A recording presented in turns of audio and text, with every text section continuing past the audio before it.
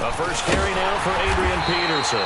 And they go backwards here, losing yardage back at the 48-yard line. That'll set them back with a loss of 3 on the play. And that'll make this a 2nd and 13. Here's McCoy, looking middle, and it's incomplete.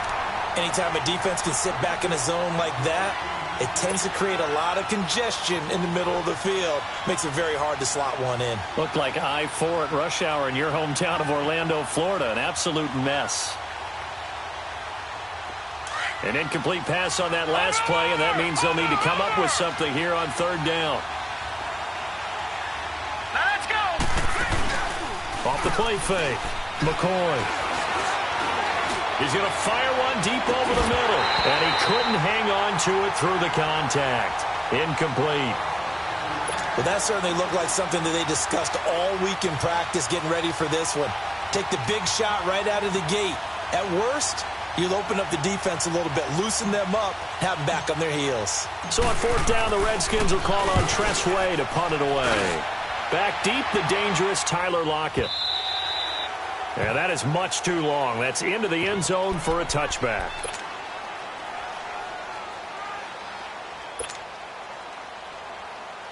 Wilson and the Seahawks take over now, 1st and 10 at the 20.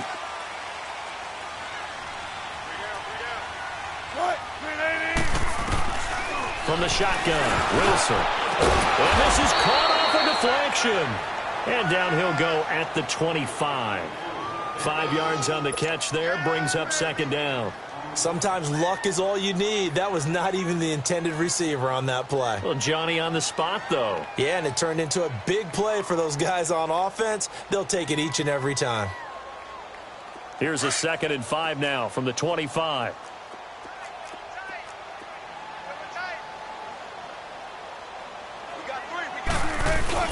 This is the Oklahoma State alum, Chris Carson. And down he goes, but he takes it up to the 40.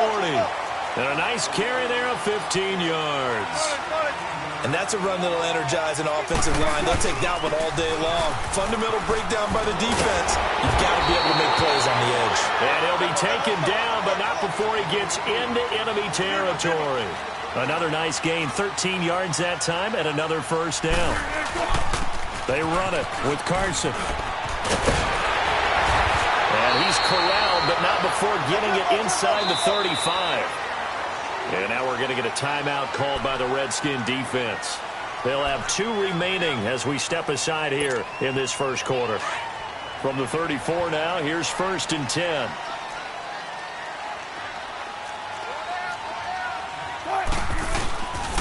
This is Carson. Ryan Kerrigan in on the tackle. They tried a quick hitter inside, but that one was swallowed up because what they're hoping, those big defensive linemen will take the bait and move laterally and open up a crease that they can run through. Didn't happen on that play. Here's Carson.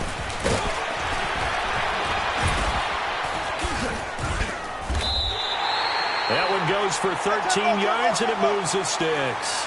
Quite the opening drive march they're on right now. It looks a lot like what we saw in practice prior to the game, doesn't it? You know, because on that last big practice beforehand, you go through your offensive script. You go through your play calling. You go through all the stuff and establish things. And it looks like it's going like clockwork right now for them. So back-to-back big runs, picking apart this defense on the opening drive. I thought this was a passing league. I thought this was the era we were in where the ball was always in the air, right? They didn't get the memo. They didn't get the memo, and I know this to be true. Offensive linemen still, to this day, they want to run the football. They want to... And he will score! Touchdown, Seattle! A great play there. A 9-yard touchdown run. And the Seahawks have taken a 1st quarter lead. I know we don't talk about it enough, but the intelligence level of the guys up front blocking, the offensive linemen, maybe the smartest guys in football overall.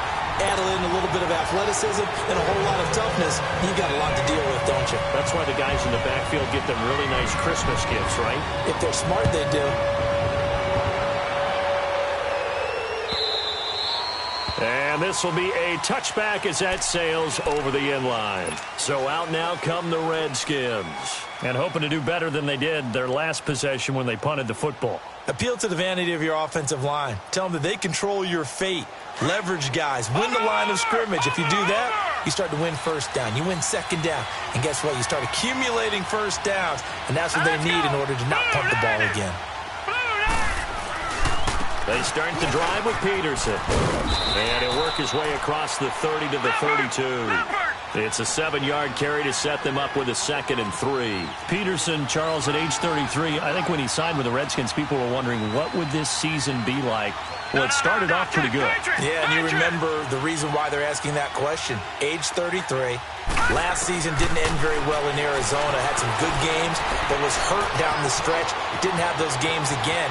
But now, 96 yards in the season opener for Washington at Arizona. Comes back for 20 against Indianapolis, and then 120, a big performance against Green Bay. At his best, you're getting to Adrian Peterson, the defense's fear. Here we go now. First down, here's a run with Peterson. And they get this well past midfield before being stopped just before the 35. 23 yards on the pickup there and a first.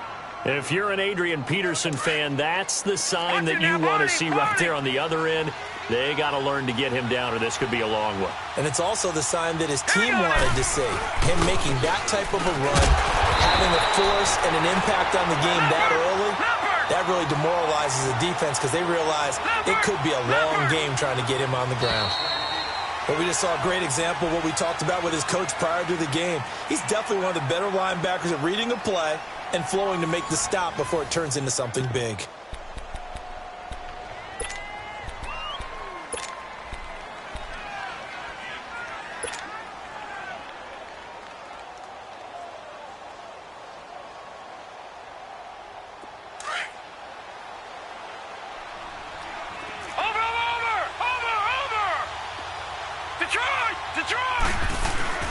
Off-play action. McCoy. A deep ball for Dotson.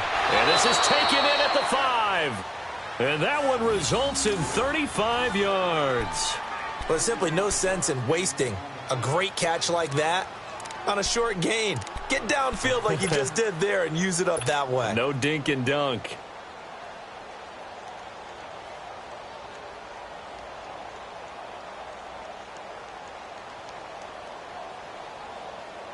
Redskins with their first trip to the red zone thus far. They've got it 1st and goal at the 6. Watching now, Barney. Now let's go. Green. They'll run with Peterson. Oh, look at the juke. And now running right through it. So he got free of one tackle but couldn't do a whole lot else. A pickup of 4 on first down. It'll be 2nd and goal. When we talk about being on schedule, I think they're on schedule after that run, getting it right down there on the doorstep. Maybe even a little bit ahead because now the defense can't dictate with pressure. They're guessing about where you're going to go. I might come right back at them with the same play, the same set, and see if they can stop them. They'll run for it with Peterson. And he'll take this into the end zone. Touchdown, Washington. Adrian Peterson punching it in from a yard away. And the Redskins are an extra point away from tying this thing up.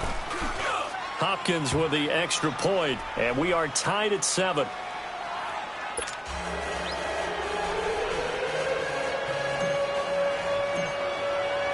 So we're right back where we started, all even as the kick's away. This will be fielded on the back line of the end zone. As Seattle takes a field again here, let's look at what they've done recently. 2 straight wins. Now they're at 6 and 5. And a lot of people were talking, hey, rebuilding year for the Seahawks. This doesn't look like a rebuilding year. No, it certainly does not. And think about what they have on their schedule now that they're on this little bit of a run. Because we talked about them in preseason. Had a little inkling, didn't we? That this could be the type of team that Pete Carroll would like to coach, and he certainly has it now.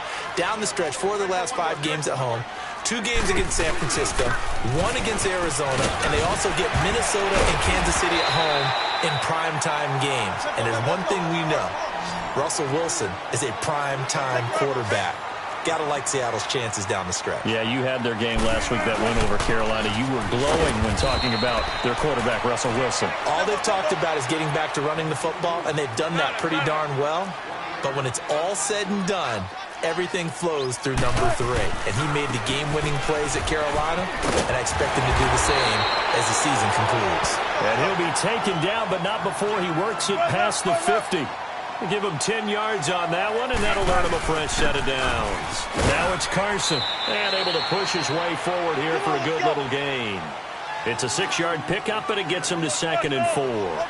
This drive is pretty clear. Almost feels like old-school fundamentals, doesn't it? They want to impose their will on the defense. What's that, 5 straight runs? Yeah, 5 straight carries to start this drive, and like you said, the way it's working, they may just stick with it. Typically, we think it's the strong safeties that are better tacklers, especially closer to the line of scrimmage amidst traffic.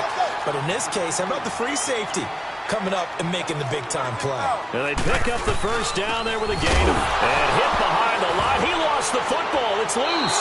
Into the Redskins. Have it they do. They may have the edge on the scoreboard, but that hasn't made them passive, has it? I mean, they dialed up a pretty good run blitz there. And Brandon, you know that all blitzes aren't just designed to get to the quarterback and the passer. Sometimes you're just trying to take away every gap, every hole that might be created in the running game, and they did it to perfection and caused a fumble there. Took away the gaps, took away the holes, took away the football. Following the fumble recovery, McCoy, and it pops free. The collision there jarred the ball loose and brings up 2nd down. Well, that incompletion has me thinking, Phillip Rivers last week, I know you saw this. You were working, but he only threw one of those that we just saw. One incompletion the entire game. His first 25 passes were complete. It was so much fun because I actually saw a highlight, cut up that put all of them together, one after the other. 25 straight. Mark Brunell had the record previously, 22 straight for Washington in 2006. He goes 28 of 29. And I don't know about you, but that almost sounds more impressive than if he's totally perfect for the day. Yeah. You know what I mean? That one blemish, right? That one blemish really sets it apart and lets you know what he did. 96.6 completion percentage. Good luck trying to break that record, people. And he'll get this up to about the 38-yard line. Making the stop that time, Bobby Wagner. Well, that's a good start to this drive on the defensive side of the ball. Force the incompletion on first down. Then you're able to shut down the running play on second. Yeah, I wouldn't be surprised now. A little bit of pressure going at the quarterback in the expected passing situation. 2 minutes to play in a tightly contested first half. Back to CenturyLink Field after this. Watch him now, Barney, Barney.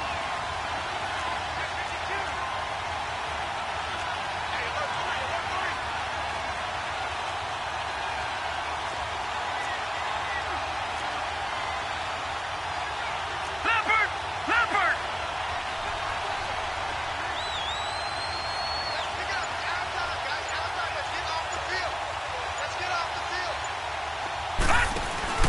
Off the play fake. McCoy. And incomplete here on 3rd down. You can tell they were hoping for a flag there offensively. Several on the sideline motioning, hey, why not a penalty? Why not a penalty?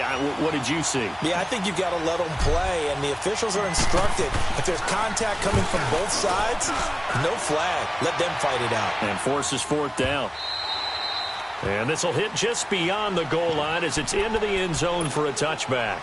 And the Seahawks get ready to trot out on the field. And they got across the 50 last time but fumbled and turned it over, so they'll be looking to have a short-term memory here, Mr. Davis. Not only a short-term memory, but a whole lot better ball security. Because if they take care of the ball, continue to move it, their chances of scoring some points, they've got to feel pretty good about. They thought they had things moving in the right direction last time.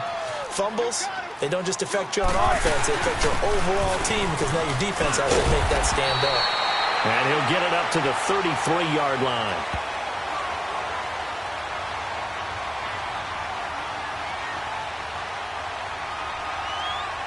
So naturally they will decline it. They got the first down anyway on the play. Who needs a penalty when you picked up the first down through hard work and effort anyway? First down. So the yellow flag came out, and that leads to a new set of downs for this offense. 1st and 10. And they'll go with a ground attack here. And he'll be tackled right on the chalk at a 45. Give him 12 yards on that one. It earns him a fresh set of downs. Now that's how you start to get back in the good graces of your head coach. Remember, he fumbled on the last possession. How about the faith they showed him, giving him the ball again, and he repaid them, picking up a first down. The tackle there by Fabian Moreau. Looks like they're establishing a pretty good pattern here because they've been very heavy in the running game on the last 4 plays. Yeah, you took the words right out of my mouth. So far, 4 plays in this drive, all 4 on the ground. And he'll be tackled right on the midfield logo. Bringing him down there, Jonathan Allen. They'll get to the line here, but remember, it's also 3rd down. And they'll run it here. And an alley to run. And he is tackled inside the 40, not quite to the 35. And they'll get 14 yards out of it and a fresh set of downs. And now we won't see a play on 1st down. We're going to get a timeout instead, as they'll stop it with just over 40 seconds to go in the 1st half. All runs on this drive so far. It's 1st and 10.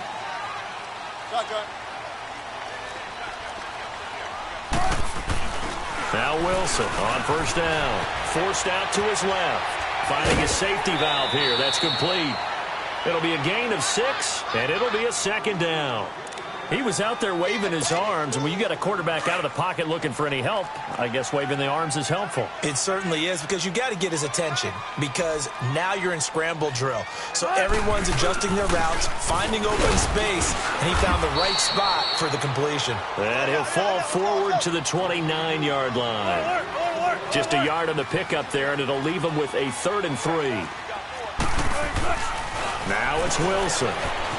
Being chased out left. He can run for it, and he will. The rushing numbers for Wilson maybe down from earlier in his career, but he's still a threat to go, showing it there, picking up the 1st down.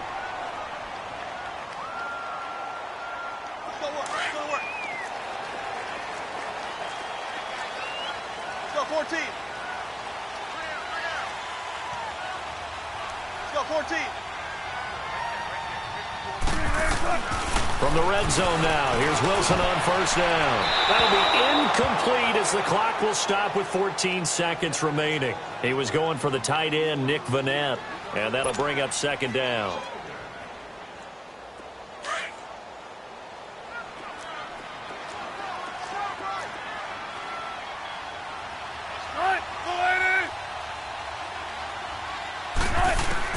To throw again. Wilson steps away to his left. And now they're inside the 10 as he's brought down at the 9.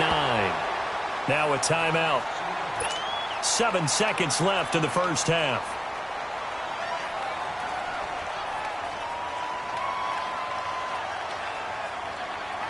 The Seahawks on 3rd down. A perfect 3 for 3 as they look to keep that streak going. Here it's 3rd and 2.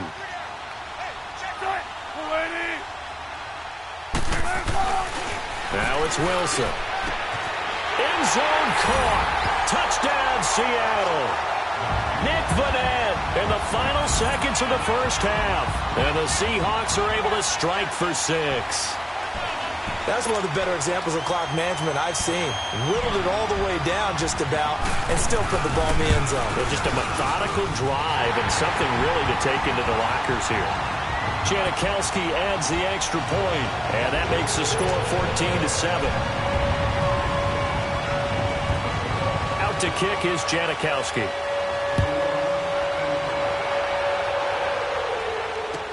This fielded a few yards into the end zone. And not wanting to risk anything here late in the half, he'll just take a knee, and they'll bring the football out to the 25. The Redskins offense now, they get set to take over here. And from this spot in the field with the clock where it's at, you think we're just going to see a knee and that's it?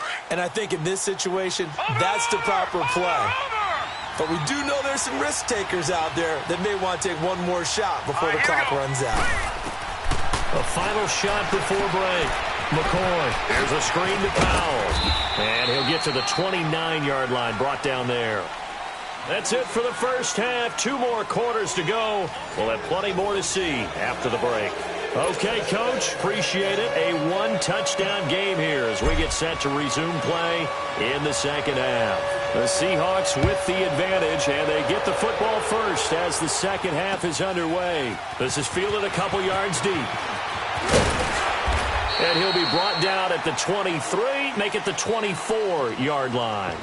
And out now come the Seahawks. They have the lead. Now they'll be looking for some separation here as we begin the third quarter. I like the way you term that, because now I think they go a little bit deeper into their playbook. They like what they did in the first half. That worked okay. But in order to get the separation that you just talked about, change things up a little bit. Change your tendencies. Try and hit them a little bit more with some things they didn't see in the first half. See if they do just that. And he'll work his way across the 30 to the 32. A solid run on first down. Gain of 7 leaves him with a 2nd and 3. Despite the blitz, they're still able to pick up a nice solid gain. The disadvantage of blitzing often alters the normal spacing and run fits and leaves creases like they were able to exploit right there. 14, run it.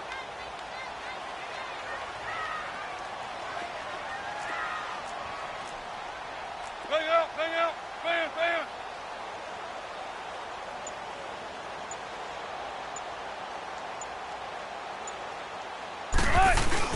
They run again with Carson, and maybe a measure of revenge there. He's had his way in this one, but this time they get him behind the line.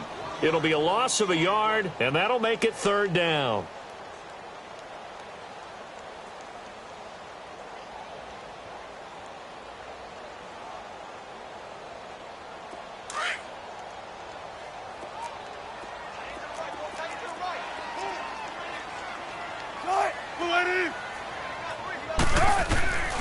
From the gun, it's Wilson, rolling to his right. He may try and run for this. He opted to go with a scramble, gets 2 yards, and now it's 4th. How about a tip of the cap to the defense? They're working against a very mobile quarterback, but all day long they've kept him under wraps. And on that play, they held him to a short gain.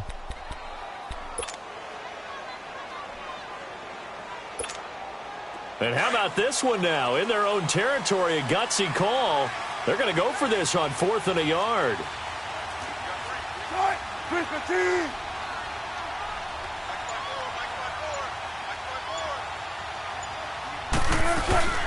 They run for it with Carson, going absolutely nowhere. He'll wind up losing a yard or 2. So certainly an interesting call there to go for it. And the Redskins will take control of the football in great field position. The 4th down run successful. Now they look to pay it off on 1st down. Watch it now, Barney. All right, here we go. Boom, landed. They try to fire up the run game with Adrian Peterson. They give him 14 yards that time and a fresh set of downs. Sometimes it's hard to believe, but there are times this game is about patience, isn't it? Has had the game he expected, but that run there, that may get him going. I was just going to say, maybe that gives him a little juice, because you're right, he struggled, especially in that first half. Yeah, and I know the great ones always think to themselves, just hang in there. I'm just one big carry away from busting this open. That's a good start for him. They run again on 1st down, Peterson. And he's going to be met at the line of scrimmage and taken down. In on the stop, Bradley McDougald. They're down here in the 3rd quarter, trying to get something going to the outside there. Didn't work out, though. Yeah, and from the cheap seats and from where you and I are sitting, we did pay a pretty good price to get in here, right? You often wonder to yourself, why do you make that type of a call? That one went for no gain. But I think this offense thinks to itself, if we keep running these plays, eventually something may pop. It just didn't on that one. On 2nd down, Peterson. And he will be brought down at about the 6-yard line. It's a good gain of 11, sets him up 1st and goal. Really strong, effective run there out of a power set or a heavy set. 3 tight ends in the game, and that's tough for a defensive coordinator. They want to spot that lineup coming into the game early so they can get the proper defensive personnel on the field. That's why the coordinator's relying on some of the assistants to tell him what offensive personnel is hitting the field so he can adjust accordingly. They weren't able to stop him on that run. They'll try and run for it on 1st and goal. And he gets him a little bit closer. He takes it from the 6 inside the 5 to the 4. Well, Brandon, we always know that once you score one touchdown, you're without a doubt. And so far today, he's got one, but was denied as he tried to get the second one.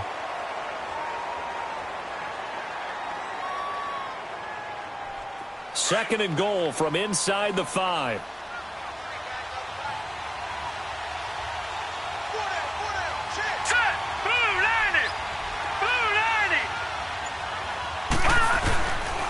They get it to him running left. And he is into the end zone. Touchdown, Redskins.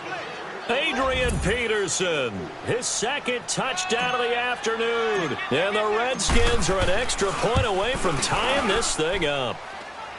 A little surprising they wouldn't go for 2, but this is up and good. And we are tied at 14. So all square here in this third quarter as the kick's away. This is fielded a couple yards deep. And a good return as he'll be stopped just shy of the 30-yard line. As Seattle now ready to march onto the field. And last time this unit was out here, costly turnover, and then that turned into 6 points. They've got to make amends.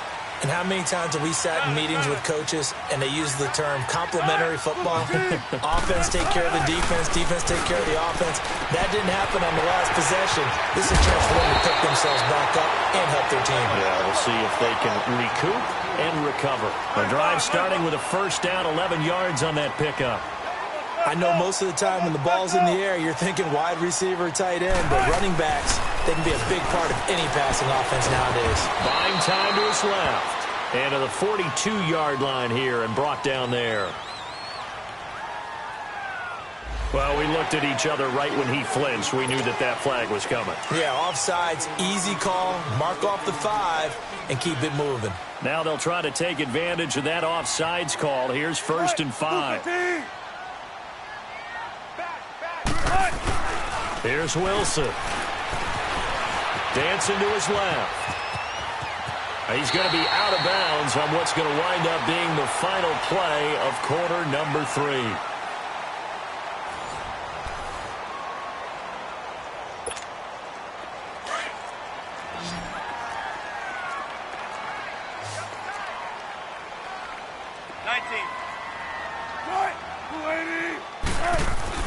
They'll throw on first down with Wilson. And he will go down outside of the pocket for a sack. Tried to get away, but could not. Zach Brown able to get him down behind the line of scrimmage for a loss of a yard.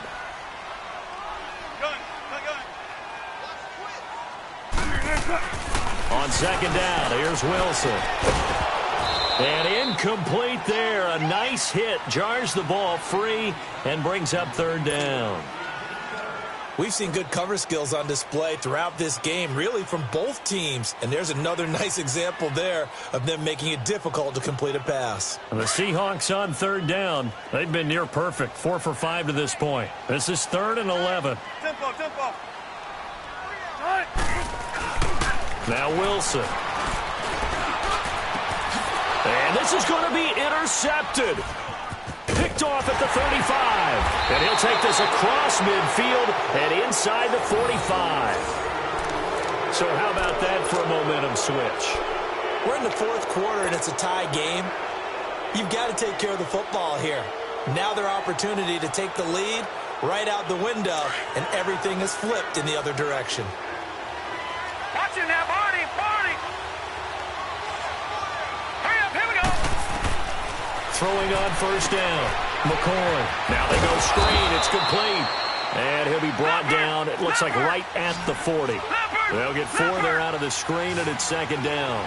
How about that shuffle pass? Or if you want to call it the shovel pass, that's fine too. That's one of those plays that you can take a little bit of risk there because you're trying to throw the ball into the middle of the field where a lot of big bodies lurk, and they can knock it away, pick it off, but they were able to execute it successfully on that play. Off play action. McCoy. He finds his target. It's Crowder. And they'll wind up getting this one all the way down inside the 20. And a nice gain of 21 yards. And off comes to Peterson. And he's going to fight his way forward here for a modest gain. Bringing him to the ground defensively, Tedrick Thompson. Well, if you're a football guy, that's a pretty run because everyone is in sync right there. Obviously, guy carrying the ball, but how about... And he's going to have to eat this one as down he goes. Enough takes a start to have a good drive. Quite like a big loss on a sack, does it? Now they're looking at a 3rd and long, and suddenly the momentum shifted to the other side of the football. And old Mo is a very, very fickle man. Now McCoy. Harris has it over the middle. And all the way down inside the 5 to the 4. They're able to convert on 3rd down, and that sets up a 1st and goal. Great mix of play calling so far. 3 runs, 3 passes. All 3 passes have been completions. 1st and goal. I think on defense now, you have to almost take a chance. Rely on your scouting. Pick a play you think they would run here and just load up for it and see what happens. A field goal could get them the lead, but it might not be enough here as they come up on 1st and goal. They come up in an offset eye. They'll try and run for it on 1st and goal.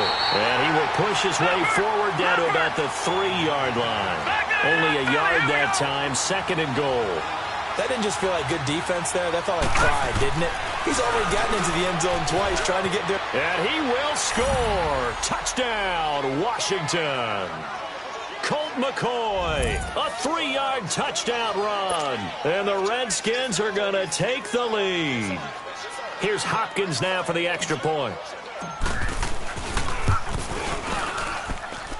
Extra point hugged the upright a bit, but he gets it to go. And the lead is now 21-14.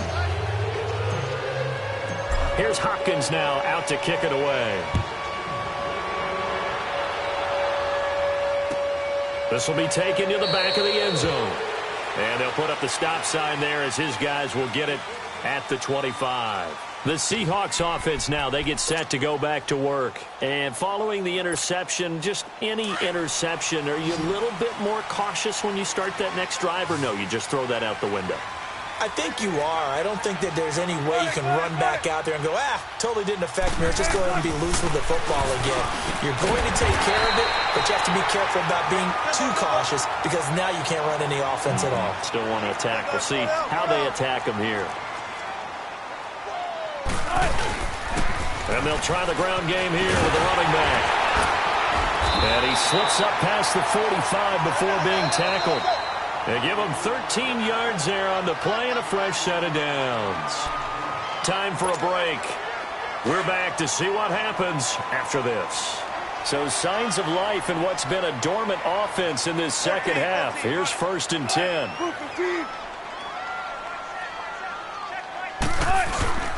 Running game working. They'll stick with it on 1st down. And they'll stop him right on the midfield stripe. A gain of 3, 2nd down.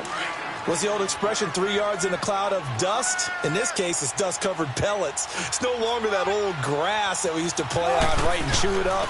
Now we've got that artificial surface. You see the pellets go up. Still a nice play by the defense. That's going to be a 6-yard gain. It leaves them with 3rd down and just a yard to go. I like it. I like the call. Still an opportunity to run the football and chew up a little more time off the clock. And he will have a 1st down as they get him to the ground at the 37. Call it a gain of 7, and it gets him a new set of downs. And for one of the few times here today, this run's not going to go anywhere. Call it no gain on the play, and it'll be 2nd down. They're making steady progress, but I see your face. You're worried about that clock. I'm worried about the clock, and at some point, you have to have a splash play in there as well.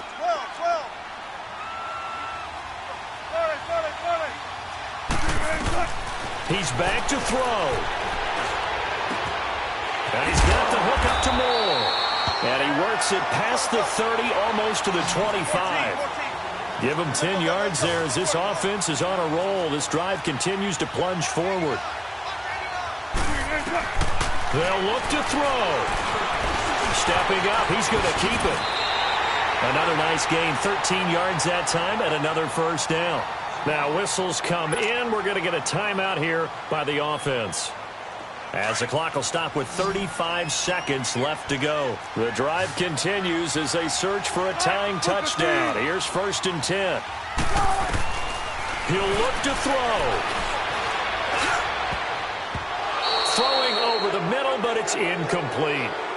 He has had a great game defensively. He's been east-west, north-south, everywhere. Yeah, and I love how you described that, because to be a great defender, you have to be able to move up and back, sideline to sideline, and he's been fantastic.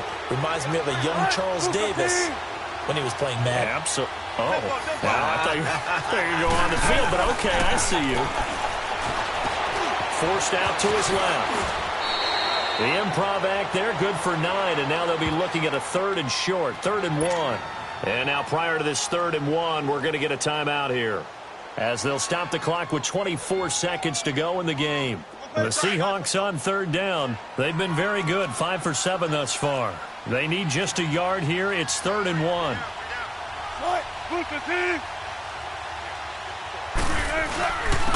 They'll give it to him right up the gut. Call it no gain there, and it leads to a 4th down. Now the Seahawks forced to use their 3rd and final timeout, as they'll stop it with 17 seconds to go in the game. Down 7, and they've got to go for it here on 4th down. Come on, tempo. Got to try it here. He's back to throw. And he's got it. And he won't have the touchdown, but he will have the 1st down as he's tackled at the 2. They keep the game alive, at least for the moment, as it's a 1st down. Back to throw. And it's caught. It's a touchdown with zeros on the clock. And an extra point will send us to OT. Well, there's no doubt they just seized the momentum with that one. They can go ahead and kick the extra point here and ride that home wave on into overtime. Extra point pretty close to that right upright, but he does get it to go. It's a little teaching moment here. Overtime rules. Remind us how this goes, partner. Okay, so in the past, we had sudden death. First team to score wins, but no longer. Now, if the team receives the ball, scores a touchdown, they win the game. If they kick a field goal, though, or don't score, the other team gets a possession. And after both teams get a possession, then we're into sudden death. First team to score wins the game. On the return, the All-Pro 2 years ago, Tyler Lockett. And a nice return sets him up pretty good here at the 30-yard line. And Seattle now ready to march out of the field. They control their own destiny here. They have the football in overtime. Obviously, a touchdown would win it. And I think teams around the league are still adjusting to the idea of going downfield, scoring a touchdown wins the game, because they were used to just going downfield and trying to get in field goal range to win a game. Still having to make that transition. Let's face it now, the ones who are doing it best know they need to go down, attack, put the ball in the end zone, and not leave it up to a field goal and give the other team a chance. Yeah, as we said, they control their own destiny now. Give them a couple on the scramble. It's 2nd down. So many times we talk about having good eye discipline when you're playing defense, making sure your eyes are in the proper place on a given play. Looks like that discipline came to the front there, didn't it? They were able to hold him for a short gain when he took off running. And they'll go on the ground. Found a little room there as he's up to about the 37. It's a gain of 6, moves him to a manageable 3rd and 2 situation. I think we can safely say that those types of plays are the backbone of this offense. We know not every run's going to be a big hitter, but you know they'll take that type of result on each and every attempt. Hoping to keep this OT drive alive. Now they face a 3rd and 2. Alert! Booker team!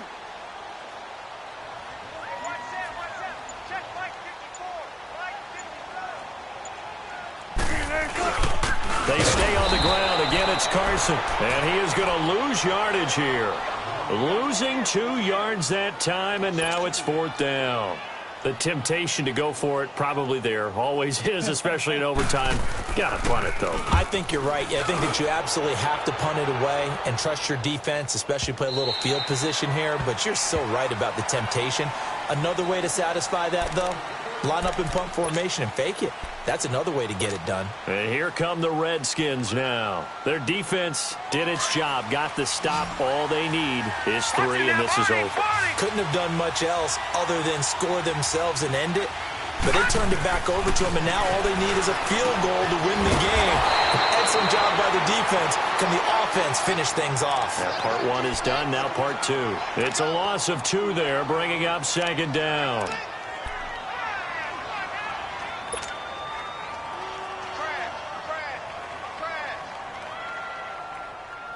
2nd and 12 after the first down pass play went backwards for 2 yards. Now let's go. Blue 90. Blue 90. Detroit. Detroit. Now with the play clock about to expire, we get a whistle and a timeout. They'll be left with just one remaining here at OT.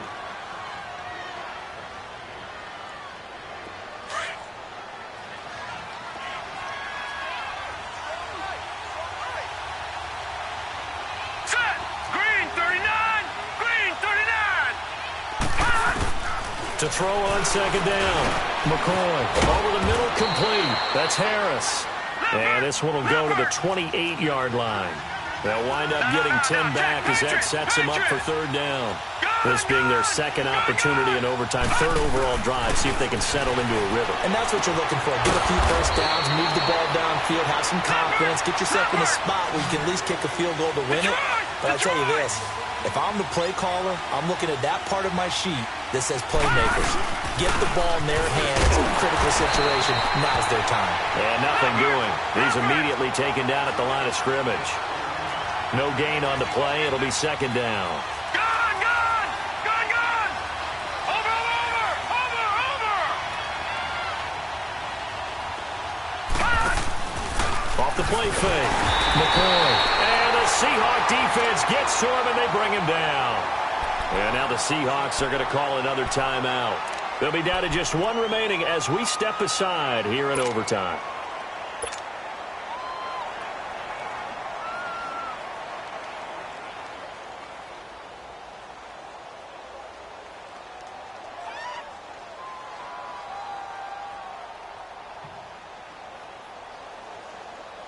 The Redskins on 3rd down. They've converted 3 out of 5 thus far. This will be 3rd and 15.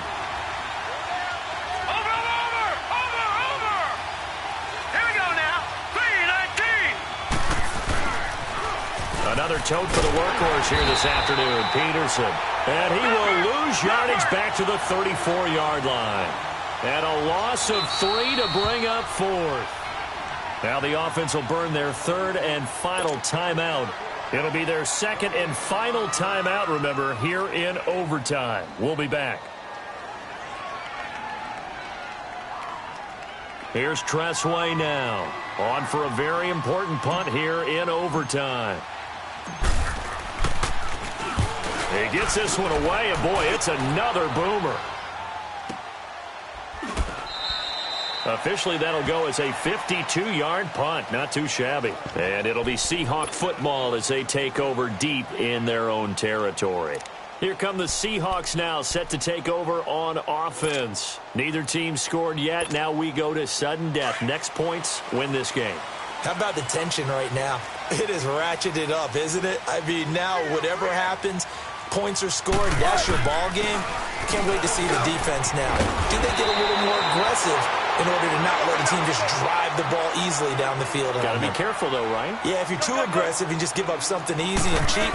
But some defensive coordinators, they'd rather take a stand that way as opposed to being nickeled and dimed down the field. And they'll take him down at the 31-yard line. They get 9 out of that one, and as a result, the drive continues. And they'll go ground game here with the tailback. And he'll scratch out only about a yard up to the 32. Clock running, and the Seahawks, they're running too, trying to speed up to the line of scrimmage. Now they'll throw it with Wilson. Oh, he's got a man wide open, complete. And he's going to get this all the way down inside the 35. And that one results in 35 yards. Coaches love the rack run after catch, especially here in overtime. Took the short pass, turned it into a big play. And that's what coaches talk about when they talk to their teams about what overtime means. How many big plays have to be made in order to win a ball game, and which play will be the big play. Short pass turned into a long run. Maybe that's the play that they needed to spring a victory. And he'll be brought down at the 21, just shy of the 20 in the red zone. Now the timeout comes here in the waning seconds of this overtime as we could be set up at long last for a potential game winner.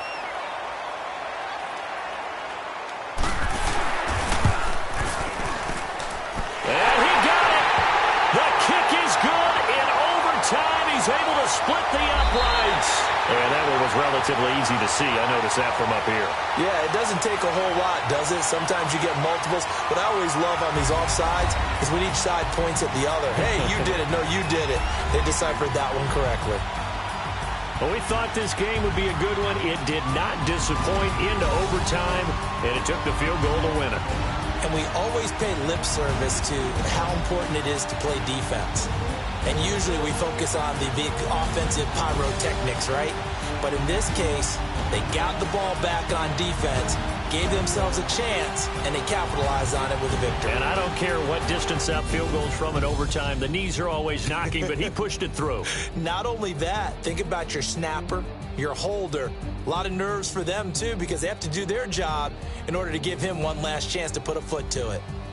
That'll do it for us. I'm Brandon Gaudin alongside Charles Davis. Thanks to our entire crew as well. We'll talk to you next time. So long, everybody.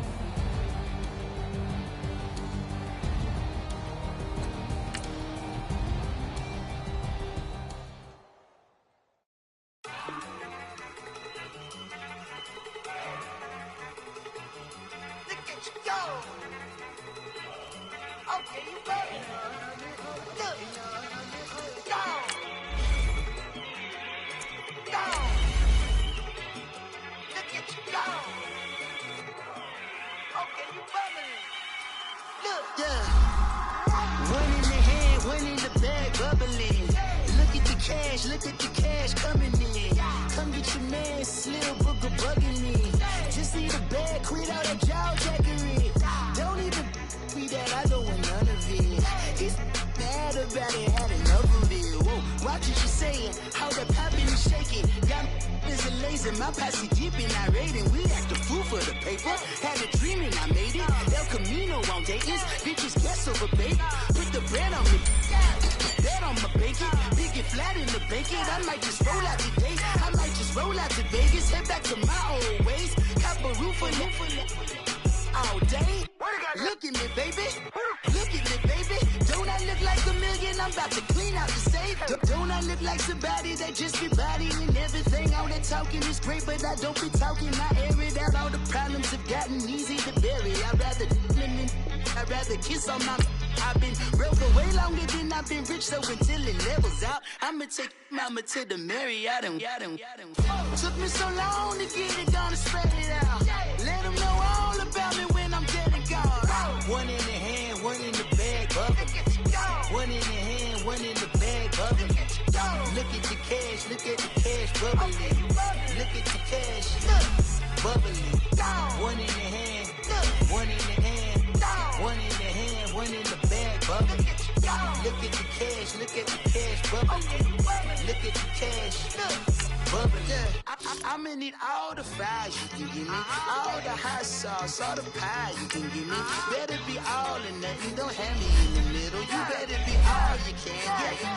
Yeah. Scouting points are earned every week.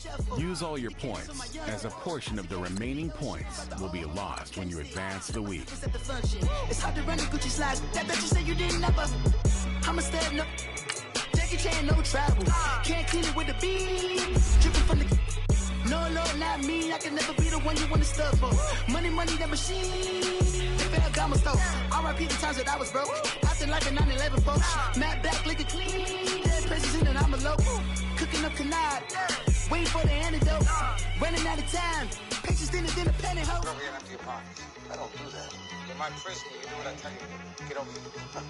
He's gonna get this.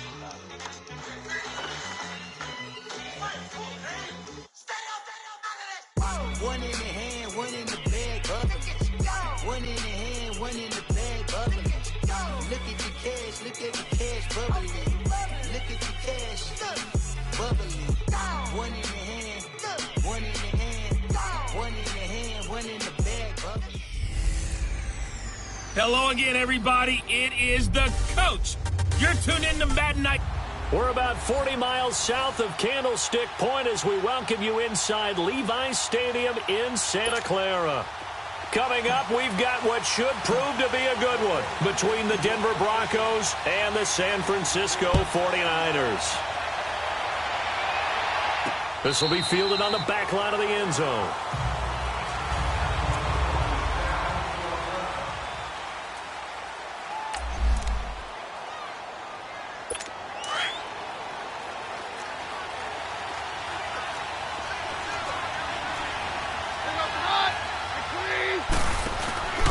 go play action here on first down. He's got it, the tight end, Jeff Hireman. And they're able to get this one across the 35. Solid way to start the drive. 13 yards, picking up the first. They've got good playmakers on the offensive side of the ball. I don't know what happened last week to really hurt their performance and hold down their production, but I would dare say that this week in practice, there's a lot of... And right away, he lost the football. And this is going to be 49er football.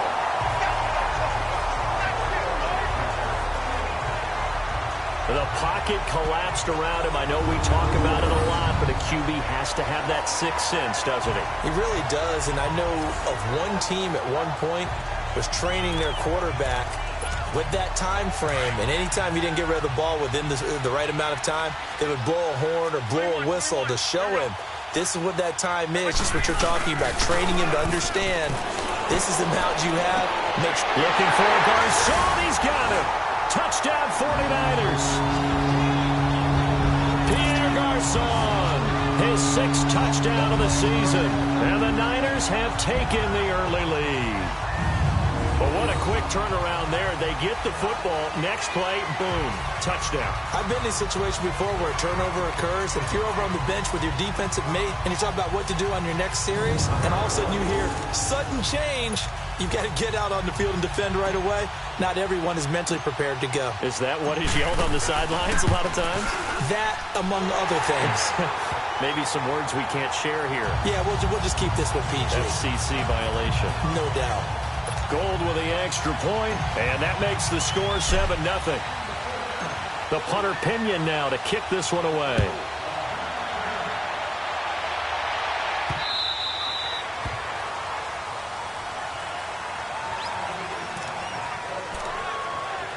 Now the Broncos offense, they get set to head back onto the field.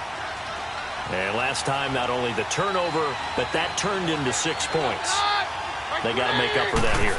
You always hear about empty possessions, but some are worse than others. You can have an empty possession, pump the ball away, get yourself set to play defense, but when you turn it over, it changes momentum, and when they take it downfield and punch it in on you, that's a bad possession all the way around. Yeah, but you're hungry to get back out there, aren't you? You better be, because otherwise, it's going to be a long day for you.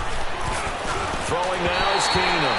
Incomplete, but a penalty flag is down in the backfield. Let's get the call. Holding, offense. Umpire threw the flag, usually always indicates holding, and that's what we've got. And you know, depending on their positioning, where you are on the field, the umpires get different responsibilities, but always, always making sure no one's holding. A second down carry for Booker. And a nice gain there as he'll be taken down just shy of the 20. Malcolm Smith there for the stop. A quick burst there, and he nicely bit off a pretty decent gain.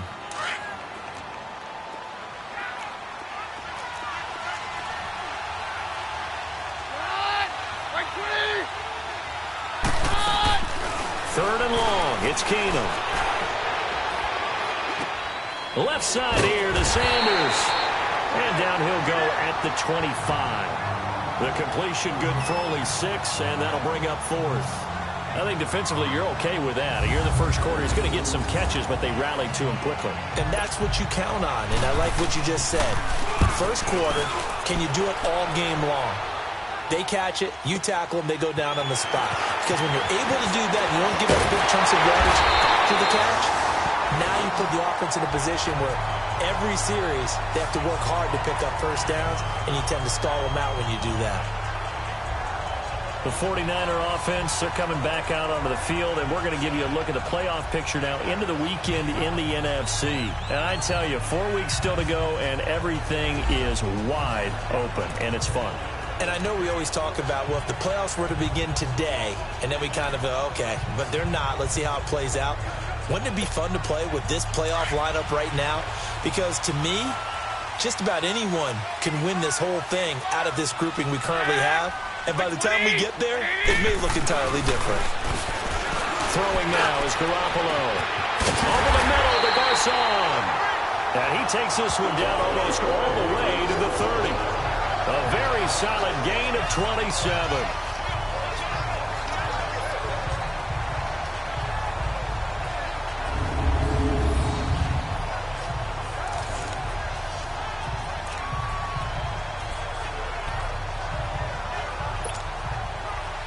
Line of scrimmage, the 31 now on 1st and 10.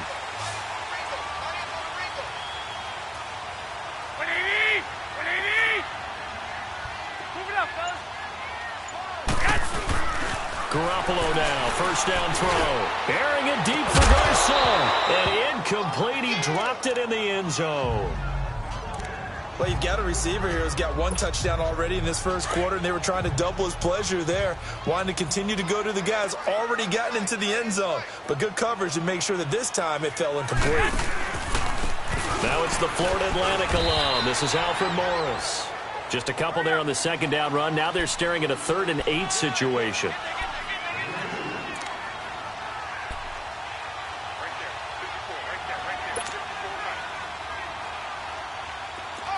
21.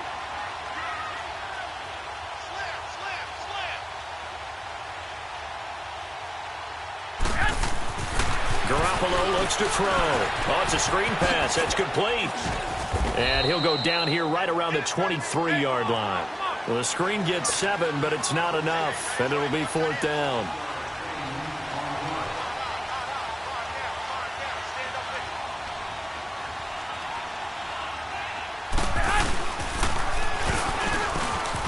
And he won't get there. They stop him a few yards short of the line to gain.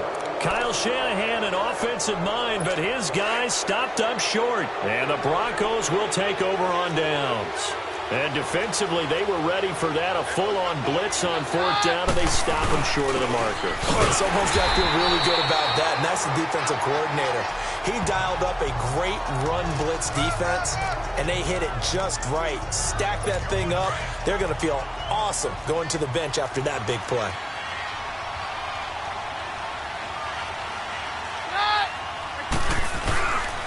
Booker on the counter.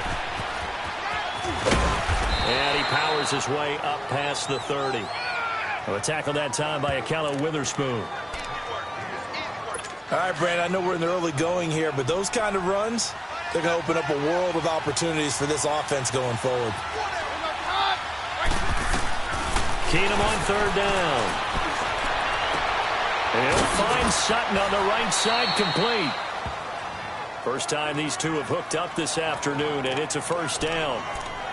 Now, that's absolutely frustrating for a defender. Had a chance to get him on the ground before he got to the sideline, but what great vision and understanding where he is on the field as he headed for the marker and picked up the 1st down. Booker on 1st down. And he's across the 40, 3 extra yards to the 43.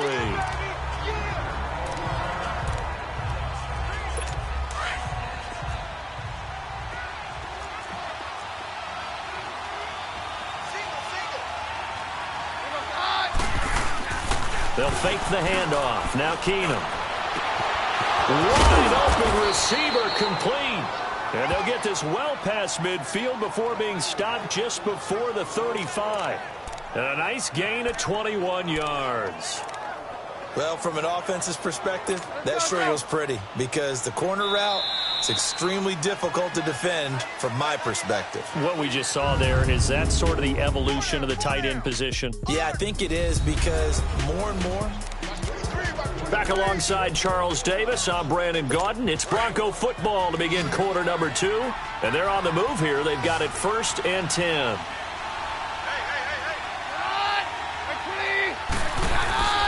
Now a play fake, and it's Keenum. He's got his man on the crossing route. And brought down, but not before they're inside the 25.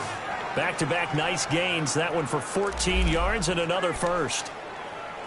The goal for any offense versus his own defense, find the holes where guys are available and put the ball on the receiver before any defender can step up and fill it. They did it well there. Perfectly executed crossing route. And that play going absolutely nowhere as he's belted before he could get out of the backfield. That didn't appear to be a run blitz. He just darted in once he saw the run develop. That appeared to be a case of see ball, get ball. A rare misstep on that last play because the drive has been strong, but now it's 2nd and 12. Back at his home state, Royce Freeman getting the carry. And able to push his way forward here for a good little gain. And it looks like a pickup of 6. That leaves him with 7 yards to go on 3rd down. On a 2nd and long, it's really nice to see an offense that has enough confidence to run the football in that situation. I think that goes back to their practice and game planning. They've seen things that they've seen on tape and in previous games that led them to believe that even in a long-distance situation, they can still run the football and gain enough yardage to put themselves in a good spot on 3rd down. They're able to convert on 3rd down, and that sets up a 1st and goal. Let's give a little credit there. The offensive play caller sensed that the screen pass was available. Whenever you're getting a lot of heavy pressure towards your quarterback, that's when you're thinking about running the screen and using that pressure against the defense. And it worked very well there for a 1st down. And the hole closes quickly here. He can fight only to about the 4. It's a gain of a yard, and it'll set up 2nd and goal. Well, big man with ball met bigger man on the other side of the line. A really nice play for the defense. 2nd and goal from inside the 5.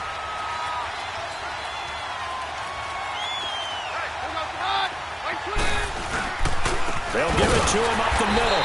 And he's maybe going to get this back to the 4, but that's about all. No gain on the play there. They're going to need to come up with something better here on 3rd and goal.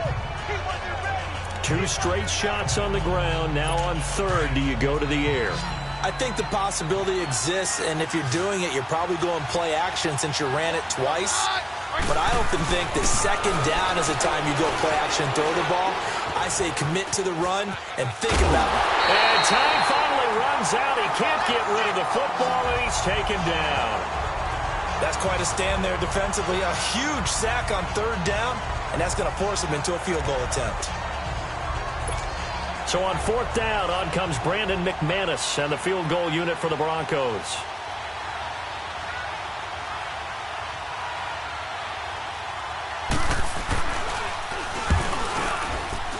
And McManus able to put it through. And they are on the board, but still trailing. It's 7-3. Now, that's something of a pick-me-up. The offense certainly has struggled, but they do get the field goal before half to put 3 on the board. Yeah, you don't want to be shut out, but let's face it. Those 3 points, that's not going to solve all their problems either. That's fielded in the end zone. And this return net's positive as he gets past the 25 and up to the 27-yard line. And the 49ers getting set to trot out there. And on the last drive, they were in field goal range. They just opted not to kick it, didn't get it. How does that change the mentality this go-around? I don't think it changes much for the head coach because this is what he preaches all the time. Attack at all times in any spot on the field, and he likes touchdowns, not field goals. Now, your field goal kicker, you've got to make sure you nurse him through and say, okay, don't worry about it. When we need you, you've got to be ready to go. And the team, of course, loves to see points on the board. So let's see if it changes a little bit if they're in the same spot again. Yeah, we'll see what the decision is here if they get to that spot. 2nd and 10 now from the 27. 21. They run with Morris. First by him near the 35. And he's brought down after a very nice gain. 23 yards on the pickup there and a first.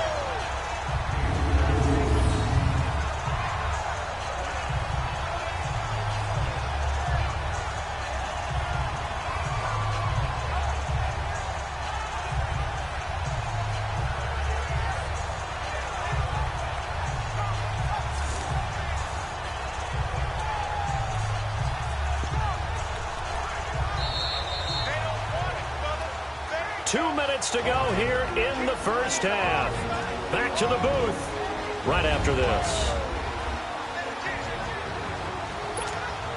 All right, coming up at intermission. Charles, you want to wait in Hence your Saturday? I certainly do. I've got just a thing for you. It's the coach, Jonathan Coachman, standing by Orlando.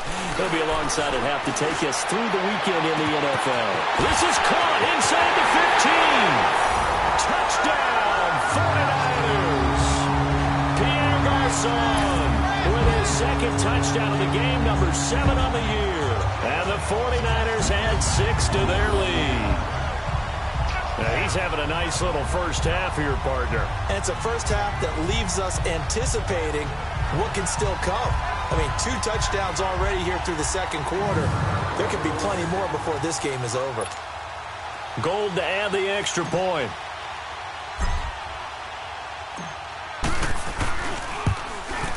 And, oh, my goodness, this is nowhere close.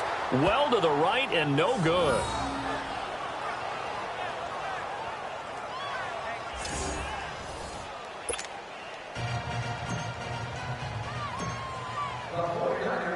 The punter Pinion now to kick this one away. Isaiah McKenzie now on the return. And he'll take this up past the 20 and down at the 22-yard line. Here's the Denver offense now as they get set to take over here. And last time they got 3 points, but it was a chip shot field goal. And when you go to the sideline after a chip shot field goal, maybe the offense not too happy. It's a balancing act, isn't it? Because you're exactly right. They're none too pleased that they didn't punch it in for 6 points.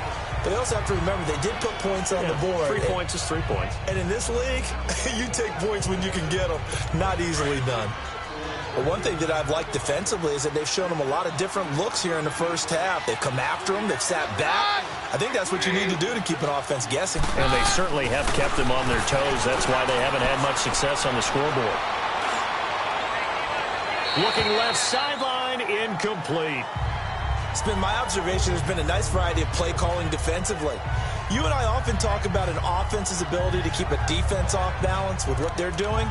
I think the converse has been true in this game. Yeah, I think you're right. They seem to have gone off tendency quite a bit, but only the second quarter, a lot of time to change things. The Broncos on third down. They've hit 2 for 4 thus far. This is 3rd and 10. On the handoff, this is Booker, and he got blown up on that play. Back at the 20. He lost 2, and it brings up 4th. I like the strategy. Extra tight ends, extra beef. They want to run the football, but that means they probably want to run it inside. If you get strung out on the perimeter, you're in peril. Yeah, we saw the result, negative yardage. And it's taken in at the 9. A very nice job on the run back there. He'll get 23 yards all told. And the Niners will go on offense. 1st and 10. From the 32 now. Here's 1st and 10. Here we go. 180.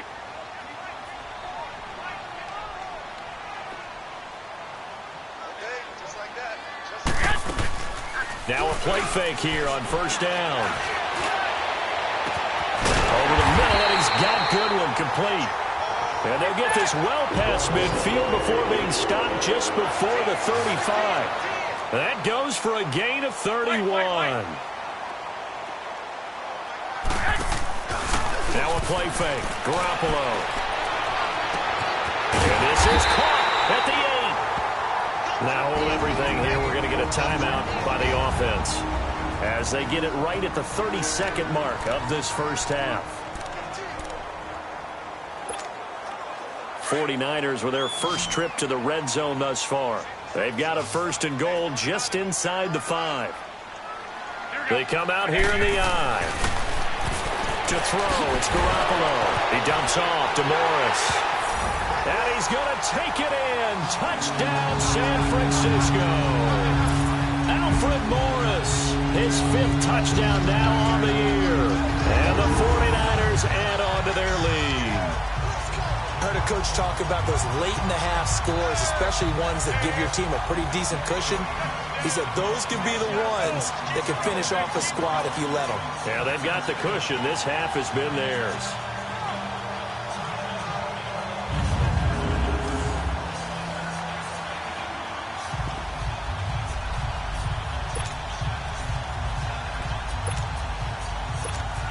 And now this is right in Kyle Shanahan's wheelhouse. He'll go for 2 here. Left 80. 180. Garoppolo again. And this will be incomplete. Protection was great. He had time to set up a campsite. But in the secondary, though, they were ready. And I think that in most places on the field, if you have that much time to throw the ball, someone's going to shake free and you'll find an open receiver.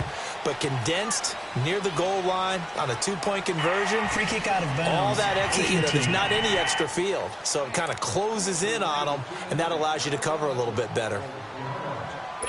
Good starting position for the Broncos here as they come up 1st and 10.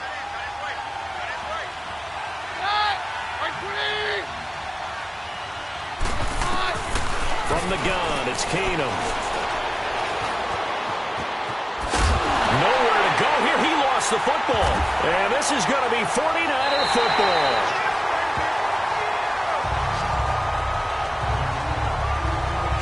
He already had the 1 fumble loss, so now 2 fumbles lost here in this first half. Not setting the pace the way that you want it done. I mean, here in the first half, already twice the ball's come out and hit the turf. Got to find a way to take care of it. Otherwise, they may have to start thinking about maybe someone different at that position. And that will be incomplete with a clock down now to 13 seconds. He was looking for Alfred Morris that time. And now it's 2nd down. 2nd and 10 from the 33-yard line.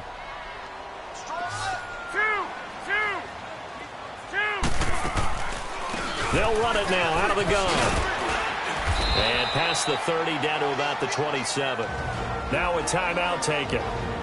Perhaps a chance for one more quick play and then another timeout if they hurry. We'll see.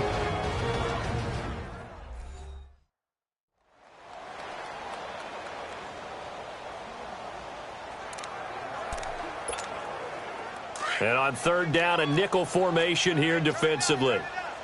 Hey, gun. On play action, now Garoppolo. Got a man, touchdown, 49ers, it's Selleck. Garrett Selleck in the final seconds of the first half. And the 49ers add 6 to their lead. And that's a lead that excites a team as they head into the half. Good way to finish things off. Yeah, able to extend that lead, and you always say it, that can totally change the complexion of half number 2. Yeah, it changes your morale, changes your outlook. But even before that, let's see if they decide to kind of squib kick or what they're going to do on the kickoff, because you don't want to give up a big play right before the half ends. Good point. Gold able to tack on the extra point, and that pushes the lead up to 23. Scoring summary, 3-play drive, and it's polished off by a touchdown for San Francisco.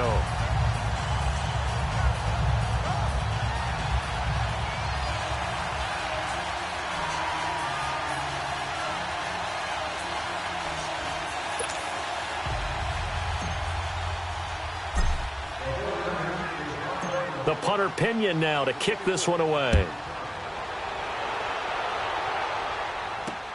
On the return, it's McKenzie.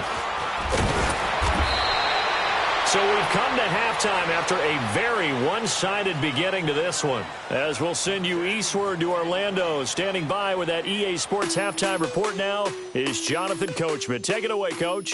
You want the 3rd quarter already? No problem. Let's do it. It's the 49ers out in front, and they will get the football first as well as we are back and started in the 2nd half. Here's Dante Pettis on the return.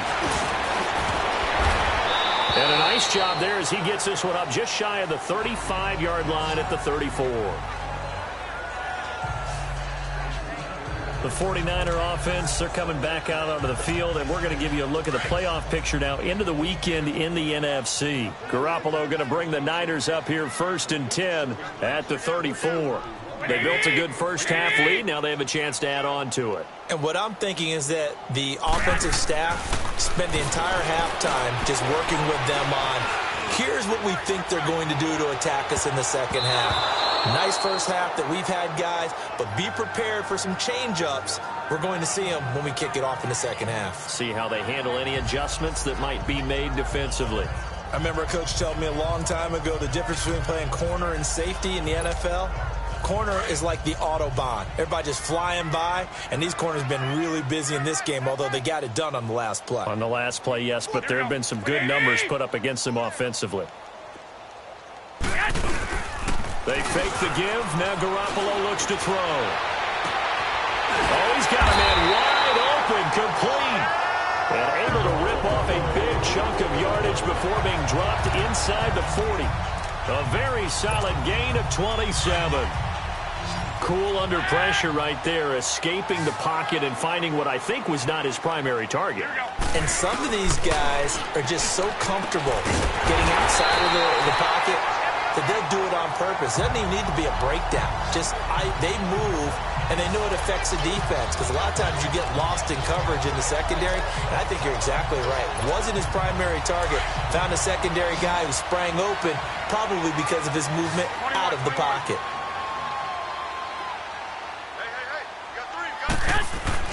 Here's Garoppolo on 1st and 10. And this is caught at the 8. And across the chalk into the end zone. It's a 49er touchdown. Pierre Garçon, 23 yards for the touchdown. And the 49ers continue to roll.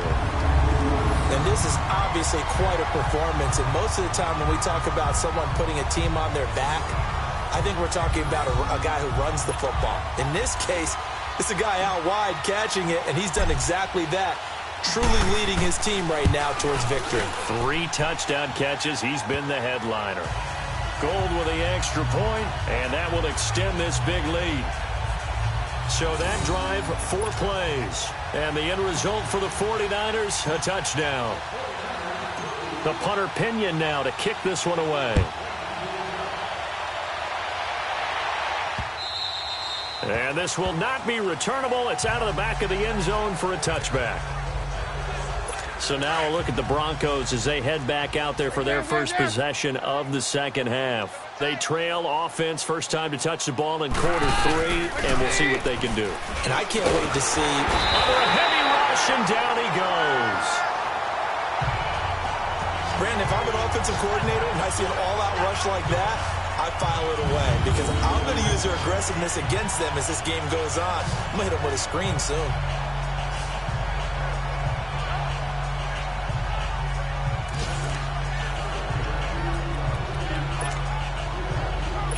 And they need to work to at least get some of this yardage back after the sack. 2nd and 19.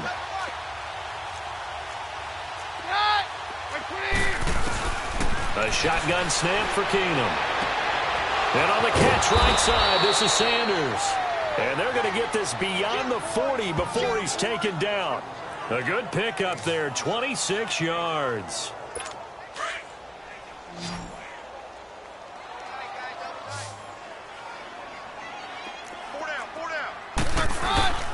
They'll fake the give. Now Keenum. Blitz coming, and down he goes.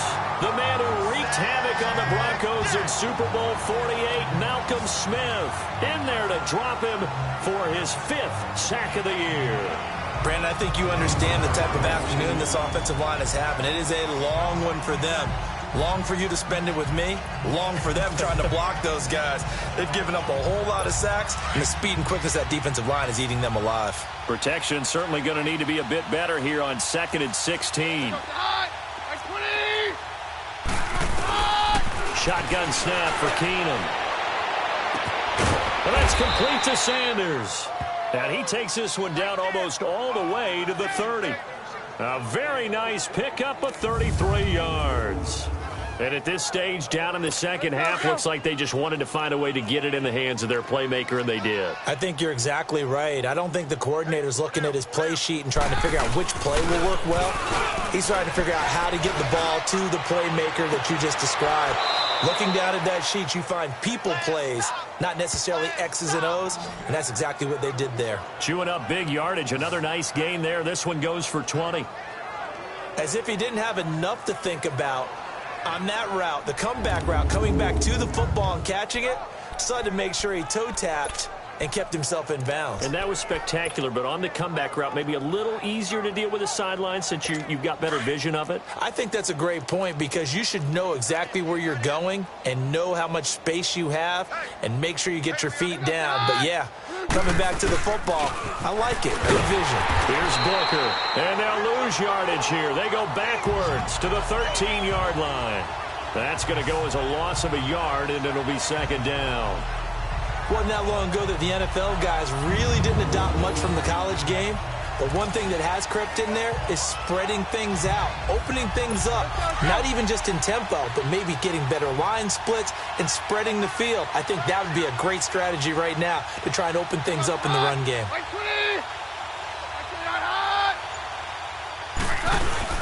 On second down, here's Keenum. And this is going to be incomplete. But not to get too overcritical there because he knows what he's doing, but his shoulders looked a little off kilter there when he threw that. I don't think you're being overly critical there. You're just analyzing it, and he gets those shoulders right. That pass will go from incomplete to complete. Throwing on third down, Keenum. A hit as he throws there, incomplete. Well, it's been a tough go for them. These guys have been driving down the field, but defensively, once they got their backs to the goal line, turned up the pressure, that's going to lead to a fourth down. Well played.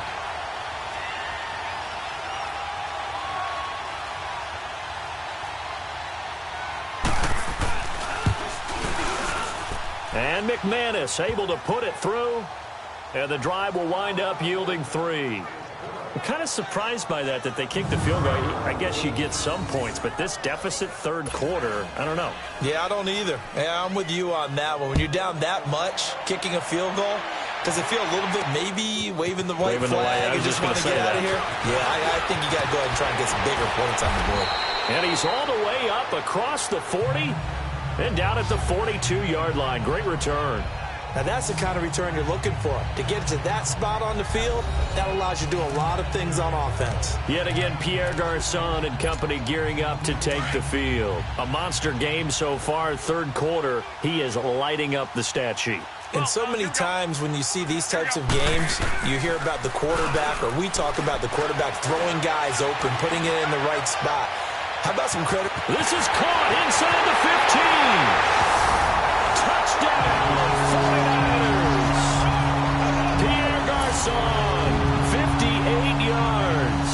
And the 49ers, they're just pouring it on. And let's count them up now.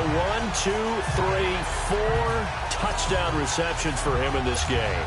And just one shy of the NFL record. What a great performance. Going up and catching the football, creating space, and finding the end zone. That's what it's all about. Gold able to tack on the extra point, and the lead will swell by one more.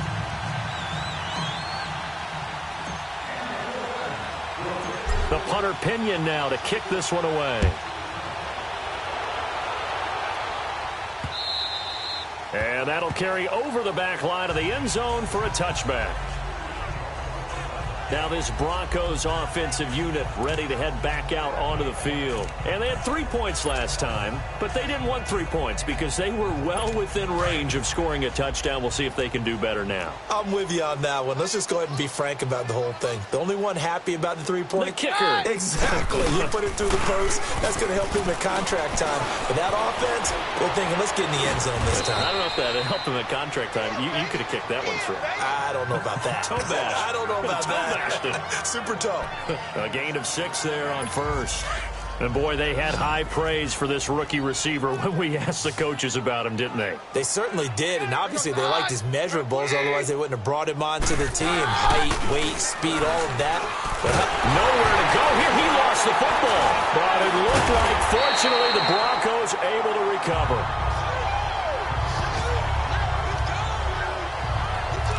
Plays like this where the ball comes free, it's often unusual for the team that lost it to get it back because this is the quarterback. The ball gets away from him.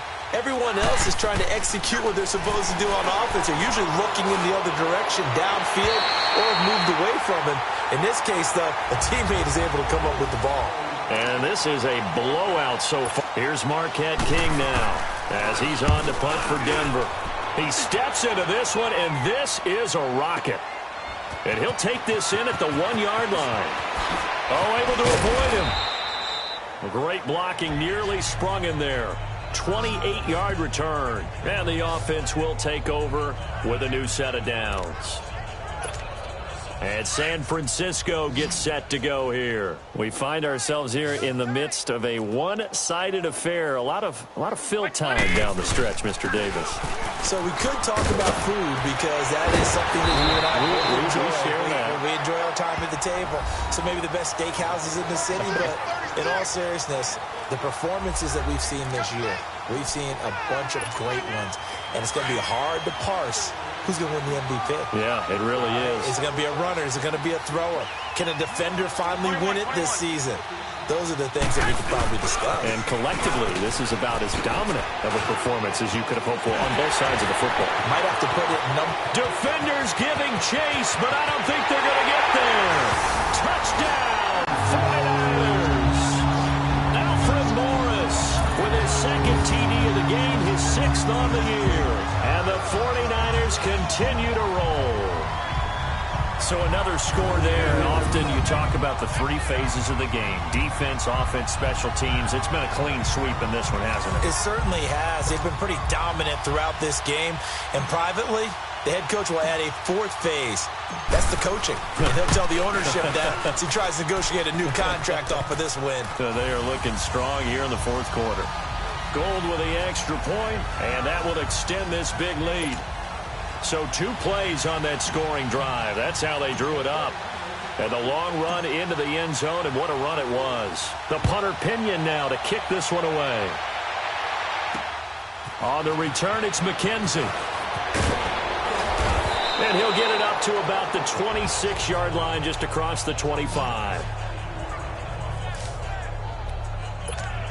And coming out now, the Broncos. And on the last go-around, they really couldn't get anything going. They had to punt from deep inside their own territory, which means you're going to lose the field position battle as a general rule. What they're looking for now is a little more consistency, move the ball at least a few times on offense, get a couple of first downs, and hopefully flip the field. Yeah, just something to build off of. That's what they're looking for here. A gain of 11 to kick off the drive, and it's a quick first down.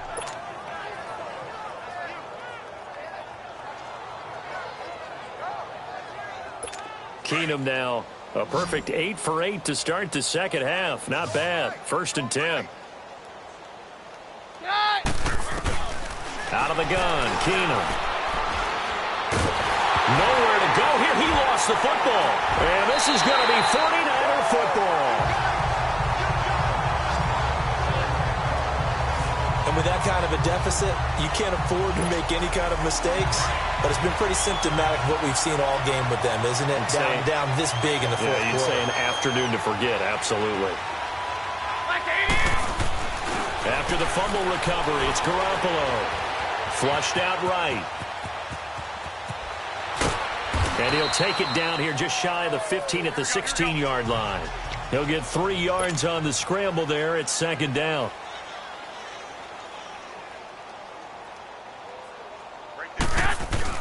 On 2nd down, here's Garoppolo. Being chased out left. And they work this near the 5. He'll be stopped at the 6. Give him 10 that time, escaping the danger, running with it, and picking up a first down.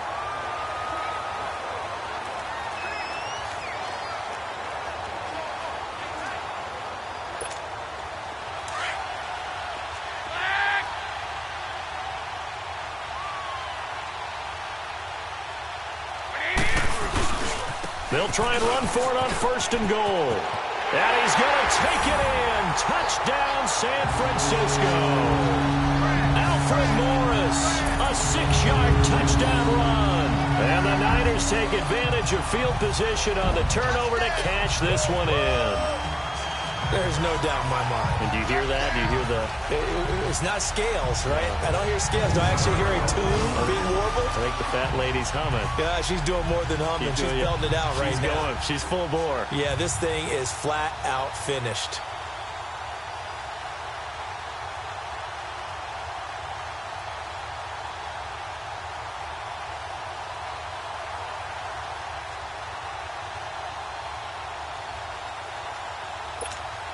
Now Gold for the extra point.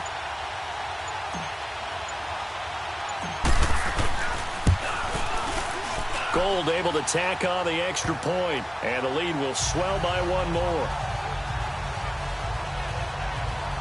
So they only needed 3 plays on that drive. And it's capped off by a touchdown run of 6 yards.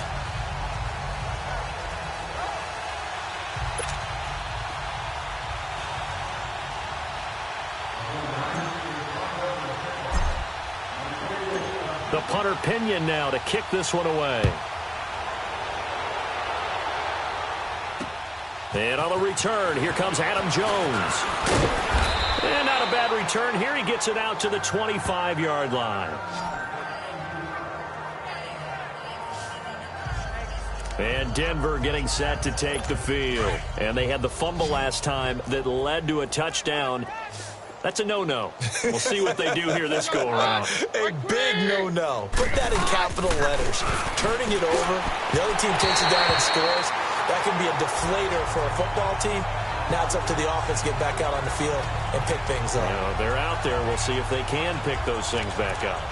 Another wayward pass. You know, things started out poorly in this game, and to be frank, they just really haven't gotten much better. And all that does is embolden a secondary.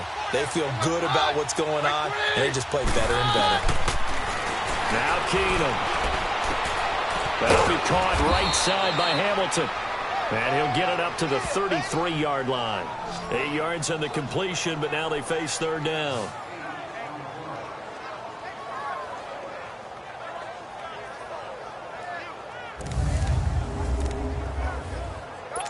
The Broncos on third down, lacking much success, just 2 for 7 to this point. This time they face a 3rd and 2. Throwing is Keenum. Thomas barreling ahead, looking left side and completing it to Thomas. That his first catch so far. They've held him under wraps, but he's got a first down there. So here's a 1st and 10 at the 38.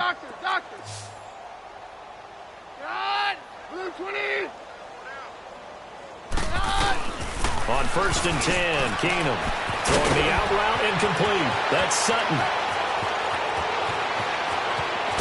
And he gets it down deep into San Francisco territory. Time for a break. This one all over but the shouting. We'll finish it after this.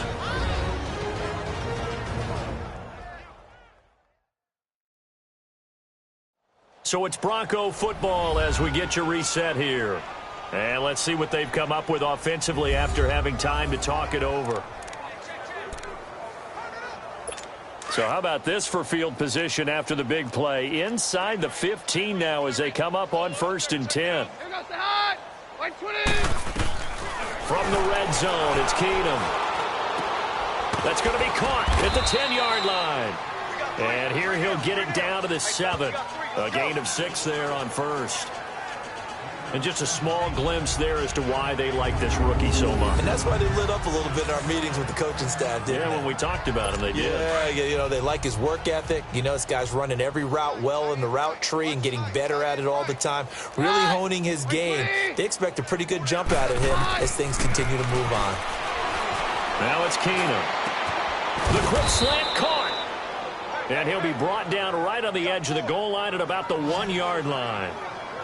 The 6 yards on the pickup, and it leaves him with a 1st and goal. One thing you're hoping for when you run drag routes, you're able to hit a receiver in stride, and he can pick up a lot of yardage after the catch. But in this situation, the defense was effective, able to stop him before he could get a good head of steam going. Keenum throwing once more. And this is going to be intercepted. Read it well, and it's picked. And a big turnover there as his guys will get the football back. Well, this defensive pressure has been constant all game long. The pass rush, the coverage, they've all been excellent, and now they'll tack on an interception here as this one continues to slip just further and further out of hand. They begin the drive with Morris. And maybe a measure of revenge there. He's had his way in this one, but this time they get him behind the line. It'll be a loss of 1, and that'll bring up a 2nd and 11. Hey, a lot of points have been scored in this game, but what a nice play by the defense. Stepping up on that one, maybe they'll get things going in their direction after a play like that. They stay on the ground. Again, it's Morris. Got some room at the 30. And I think he's going to go. They're not going to get him. And he will get into the end zone. It's another touchdown. This thing is ugly. I've got to laugh here, and I really don't want to because the old school in me is not happy about this score this late, not necessary. But this is Madden, isn't it? Yeah. This is how it works. Rub it in. Have a day. I mean, what does it matter? These guys who are playing in this game, there are no feelings Exactly. there. They don't have to face the guy. Well, they might if they're in the same room going head-to-head. But that's the about virtual guys on the screen don't have to face each other after this one. In that case, run it up. Gold to add the extra point.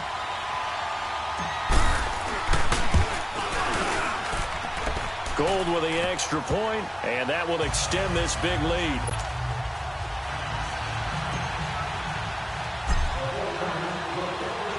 The punter Pinion now to kick this one away. On the return, it's McKenzie. And not a bad return here. He gets it out to the 25-yard line. So the Broncos coming out now. They've lost this one. Their offense has struggled. Do they try to put together something here at the end just to take into next week? Yeah, sometimes teams want to do that and coaches want to. I remember one time I was on a team and we were losing late in the game like this, and you knew it was lost. It was over, right? And the coach called a running play and pretty much said to everyone, I want to see something executed well before we get out of here. And that was the message to the team. Just something to build on. Just something to build on, get it done, and maybe we can look at that and say, we'll get better as we go forward. Offense for them has been at a premium. You wonder where plays like that have been all game long. They're thinking the exact same thing themselves, but they're also looking forward now because now these plays are really for next week, trying to get some momentum going. Now a first down throw. Keener. And Sutton hauls it in over the middle. And he'll work it across midfield inside the 45. A big offensive explosion helped leading them to victory. And the defensive guys, they're just saying, hey, put those points up every week. We'll just keep winning. They will gratefully accept them, won't they? It makes their job that much easier when they're scoring that many points. Allows them to play with a totally different style and a different flow. So for the 49ers, the win is their 5th of the year as they move to 5-8. And they'll get to stay home again next week as the Seattle Seahawks come to town. Meanwhile, for Denver, any slim hopes they had at a playoff berth gone now as they drop to 4-9. And they'll try to make amends next week as they host the Cleveland Browns. I'm Brandon Gaudin. Certainly have to thank Charles Davis, my broadcast partner, and our entire crew. We'll catch you next time right here. It's the NFL.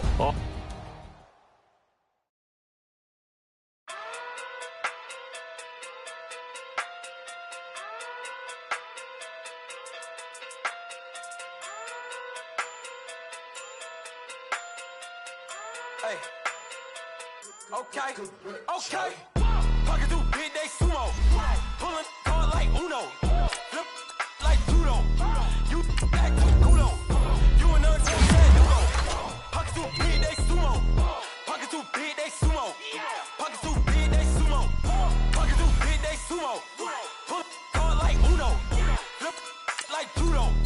You act with kudo. You and none said you go. Pocket through big day sumo.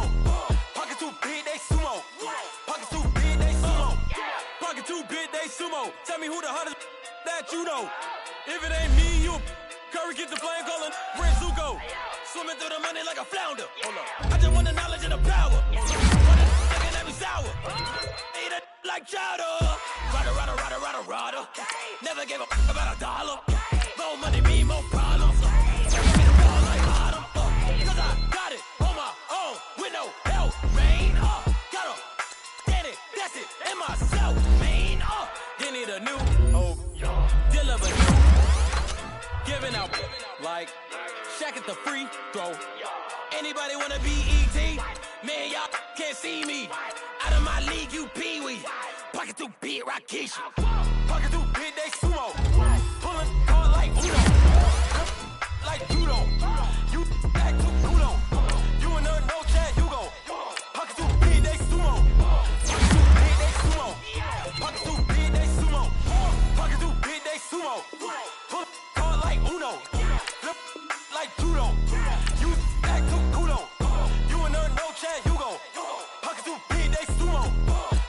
injury from the last game. See how long they'll be out. Pocket too big, they sumo. Money doubles up like a duo. I just want the yen and the euro. The game up and leave my kids like judo. Money come around like a Hoover. Making free bands in the future. Pockets on the look super. Bills on me blue slot Cooper. Money on my mind just like a tumor. Spread my money out and then I call that a rumor. Curry the is on the move, no Uber. People try to block it, shine like lunar. Eclipse when I take all my chips. When I pop off the like hummus C-dip. Acrobat with the flip. Money flow like a battleship. Diddy the new. Deliver new. Giving out like shack up the free throw. Anybody wanna be ET? Man, y'all can't see me. Out of my league, you pee-wee. Pocket too big, Rakishi. Pocket too big, they sumo. Pulling card like Uno. Flip like judo. You act too kudo. You and her, no Chad Hugo. Pocket too big, they sumo. Pocket too big, they sumo. Pocket too big, they sumo. Pocket too big, they sumo. Pull card like Uno. Flip like judo. You act too kudo. You and her, no Chad Hugo. Pocket too big, they sumo. Pocket too big, they sumo. Pocket too big, they sumo.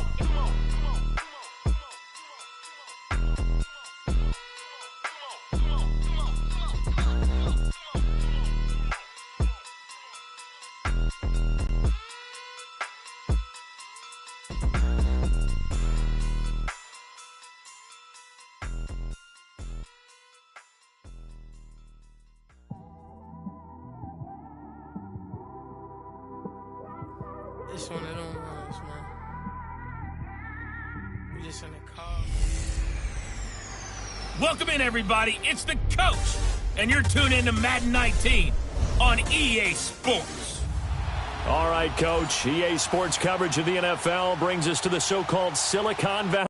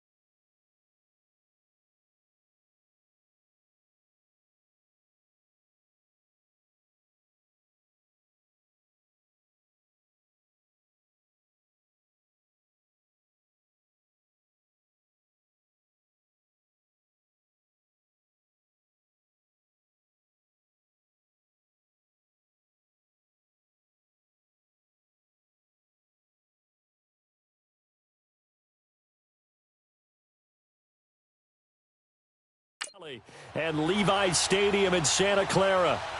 Today, it's an NFC West battle between the Seattle Seahawks and the San Francisco 49ers.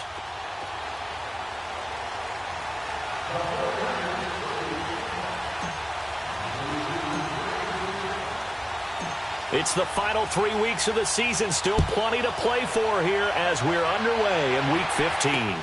This fielded at the 2. And a pretty good return here. He'll be stopped just shy of the 25 at the 24-yard line. And now the 49ers signal for a timeout defensively. They'll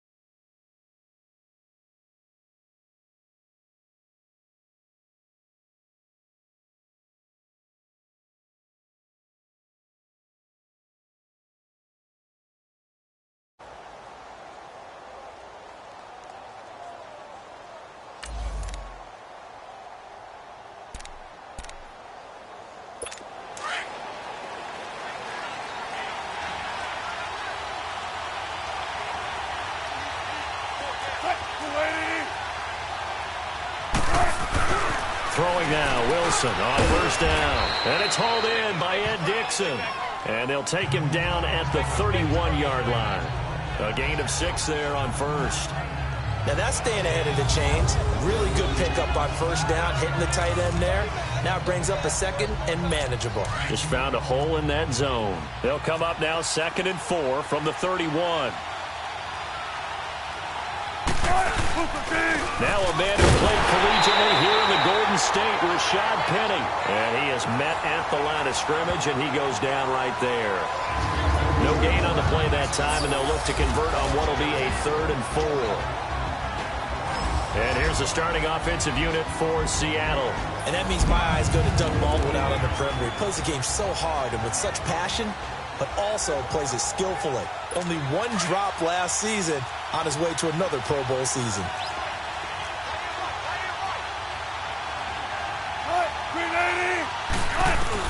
From the gun on 3rd down, Wilson. He'll dump it off to Procise. And he's able to get the first before he's taken down at the 36. Now after the completion, we're going to get a timeout, an injured player. While the training staff takes a peek, we'll take a break. So from the 36 now, 1st and 10.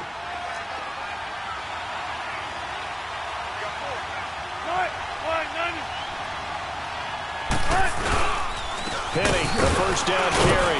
And unable to get downhill there as he'll take this up to about the 37.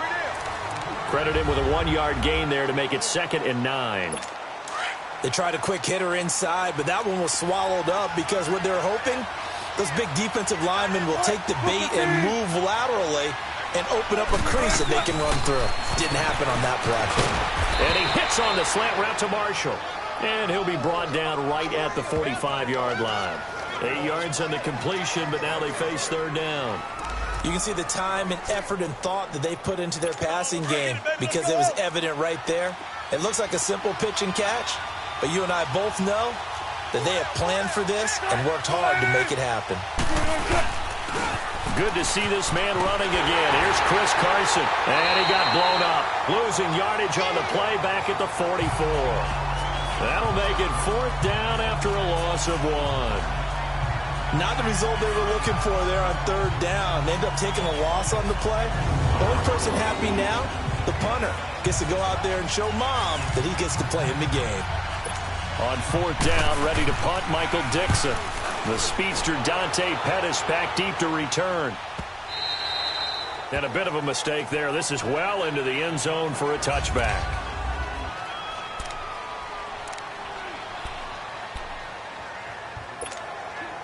Garoppolo going to bring the Niners up here 1st and 10 at their own 20-yard line. They'll start it on the ground with Morris. And he'll get only a couple up to the 22.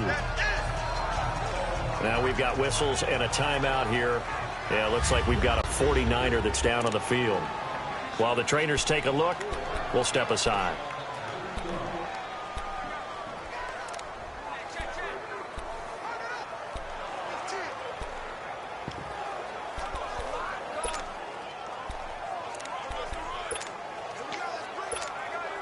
From the 22, here's 2nd and 8.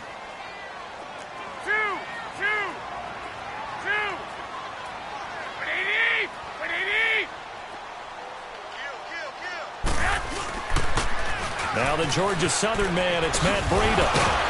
And he was able to shed the tackle, but the reserves come in for the stop. Just a couple on the ground there, and that's going to bring up 3rd and about 6. A big part of a middle linebacker's job is being able to take on blocks and then go make plays. But the best ones, they have those big guys in front of them playing defensive line to hold blockers off of them and allow them to flow sideline to sideline and make the big hits.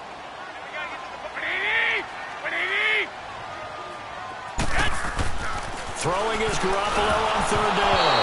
Oh, the ball comes out on the hit, but they'll say it's incomplete.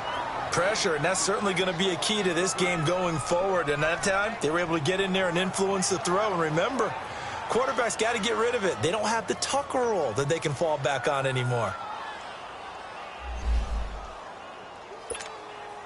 So on now is the Clemson man, Bradley Pinion, to punt this one away.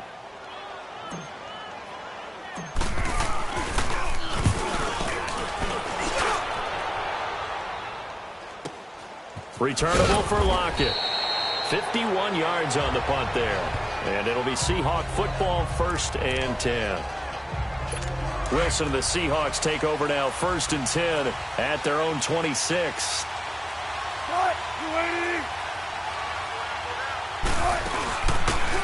The first carry for C.J. Prosise. And he powers his way up past the 30. Solomon Thomas there on the tackle. I call that play a success. A nice inside run sets up a very manageable 2nd down. A very solid gain on that play.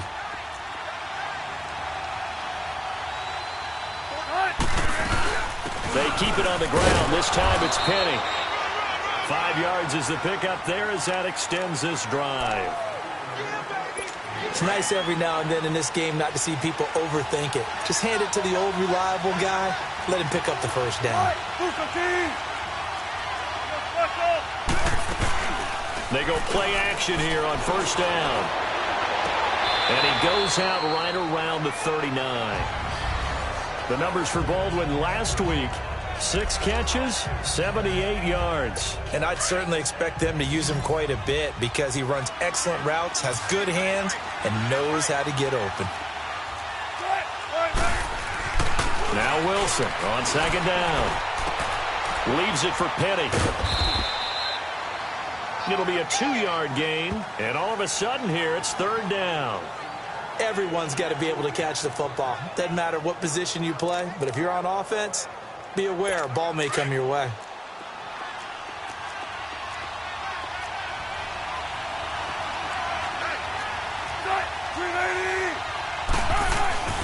Now Wilson.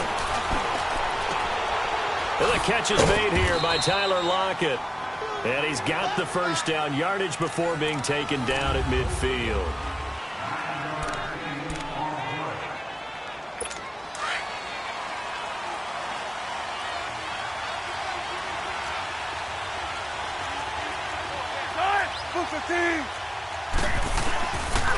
A handoff to Penny.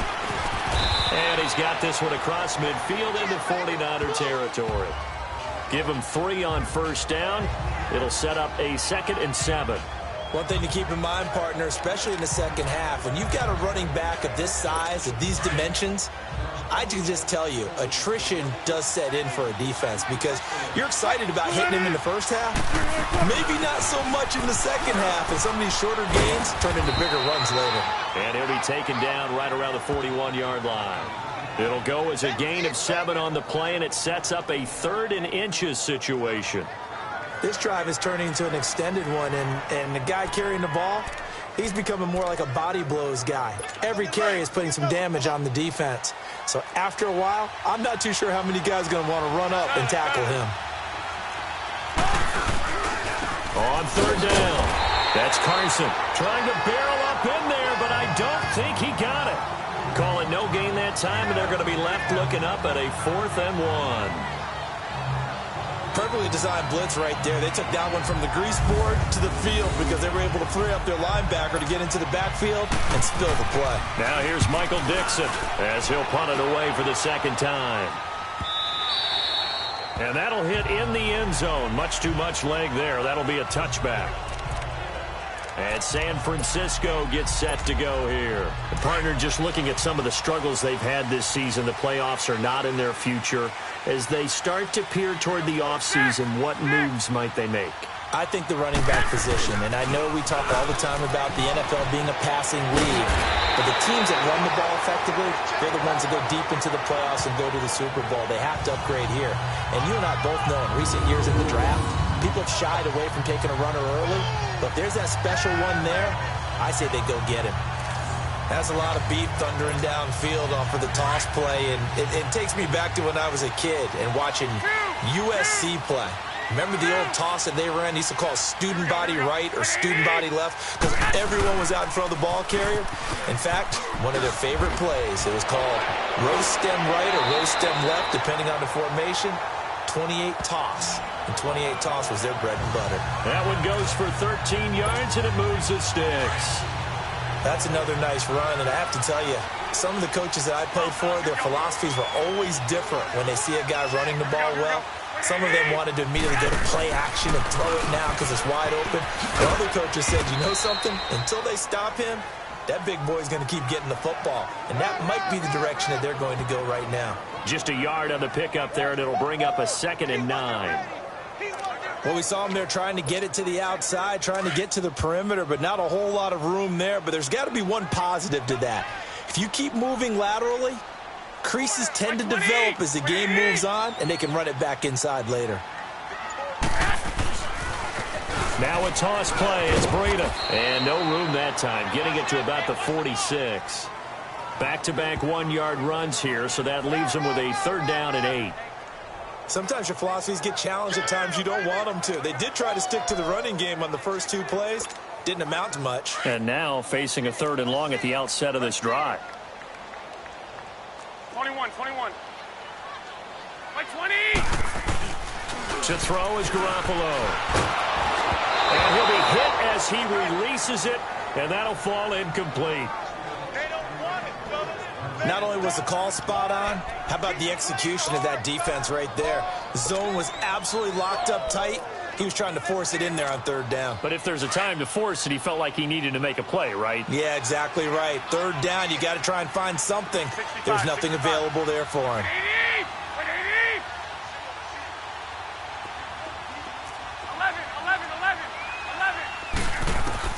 They do go for it. It's Garoppolo. Good one, able to haul it in.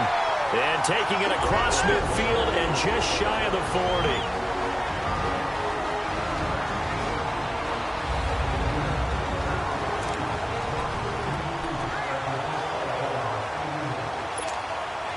And we remind you, coming up at the half, we'll join who, Charles? The coach. The coach, Jonathan Coachman, standing by in Orlando. He'll have stats and scores from games in progress, as well as scores from earlier today. The coach. And this is caught. And he doesn't quite make it, taking it within an eyelash. Dropped at the 1. A gain of 39 that time. A big play like that looks familiar, doesn't it? Like we saw a week ago, reigning NFC Offensive Player of the Week. Nothing wrong with being explosive. Nothing wrong with being electric. Nothing wrong with carrying it over from the previous week off to a really, really hot start.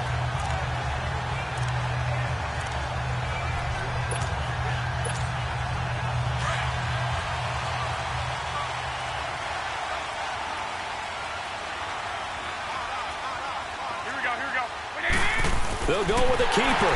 And across the goal line, into the end zone. Touchdown, 49ers.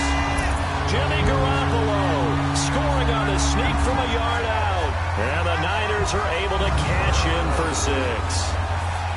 And they wasted no time right down near the goal line, and they just sneak it in. Just do what you need to do. Big guys going up front. Have the field general, the leader, just fall in behind him. Robbie Gould on for the extra point. Gould able to tack on the extra point, and it's now a 7-0 game.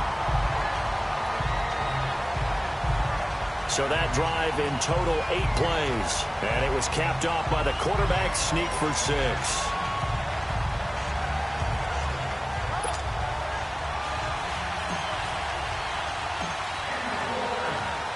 The punter Pinion now to kick this one away. This will be taken to the back of the end zone. And no run back here. This will be a touchback, and it comes out to the 25-yard line.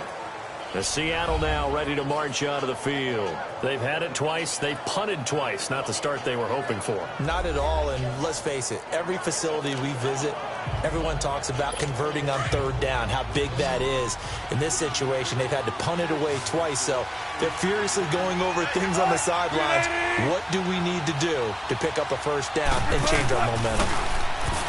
Wilson toward the center of the field, but it's incomplete. Jaron Brown, the intended target, and it's second down. They've been playing sound fundamental defense thus far and able to keep this offense from creating a major dent on the scoreboard. Able to force the incompletion, but still waiting for that game-changing play. You feel like it's coming, the first sack, the first turnover. In a sense, they're playing old-school defense right now. The new school defense is what you said, taking the ball away. To throw is Wilson, and he comes back with one complete. And he'll be brought down right at the 30 here. That catch good for 5. It's third down. From the gun on third down. Wilson completes it to Dixon. And he'll be taken down, but not before they work it across midfield. And now before this first down play, we're going to get a timeout here, as the stoppage will come with a little under a minute to go in this first half. They'll throw on first down with Wilson. They'll lock it with a grab over the middle. Now the Seahawks call the second of their 3 timeouts as they get the stoppage with a little over 50 seconds to go in the first half. And we are back here. I'm Brandon Gaudin alongside Charles Davis. So the offense takes the timeout. And now we're set to get going. Facing a 2nd and 2 after that last catch, good for 8 yards. Throwing again here, Wilson. It's caught on the left side by Baldwin. And inside the 20 before he's brought down. It's a gain of 19 down to the 19, and it's a first down. I don't care how many times you tell the story, it never loses its luster for me. Doug Baldwin, undrafted out of Stanford, and plays like a #1 receiver should in the NFL. I don't care how you cover. Wilson hit. It's loose. It's out. Fumble.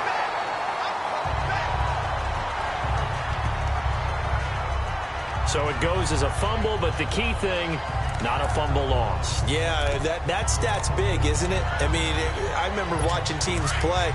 The ball might be on the ground a number of times during the game, but if the other team doesn't get it, that's a huge difference in the ball game. And in this case, they were able to retain possession. Wilson will throw again. And that'll be incomplete with just 6 seconds left on the clock. The tight end, Ed Dixon, was the target. And it's third down.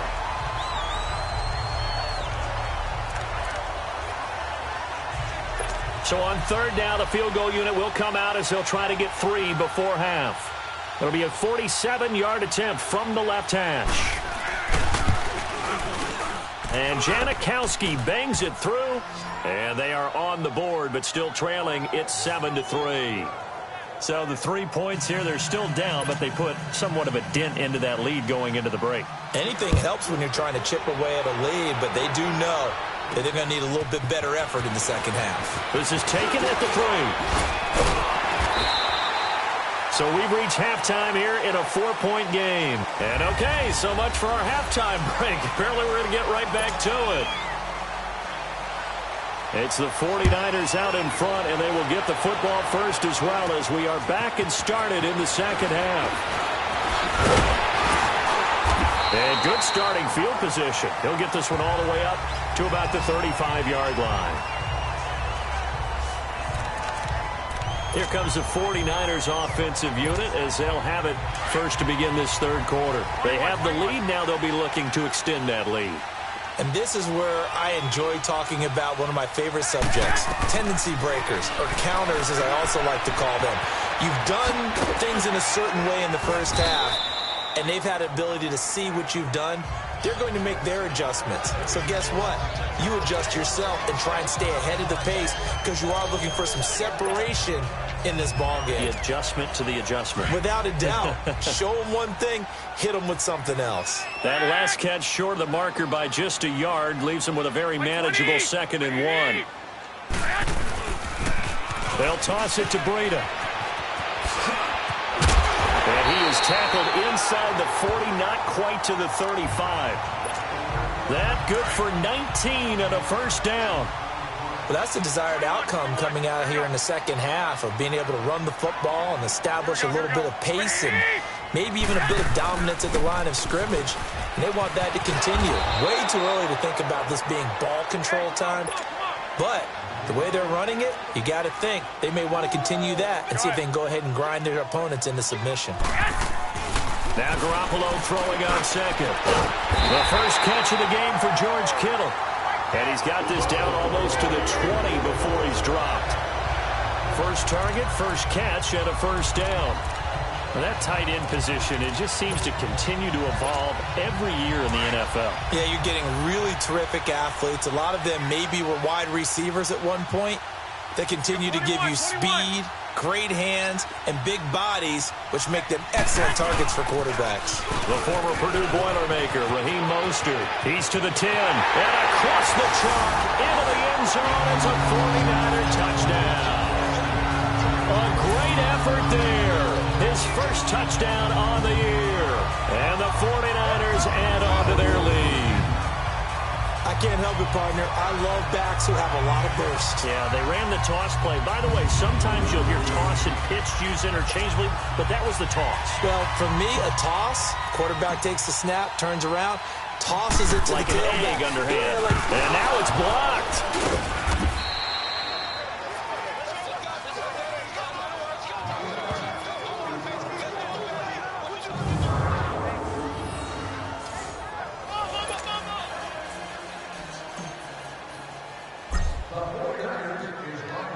The punter Pinion now to kick this one away.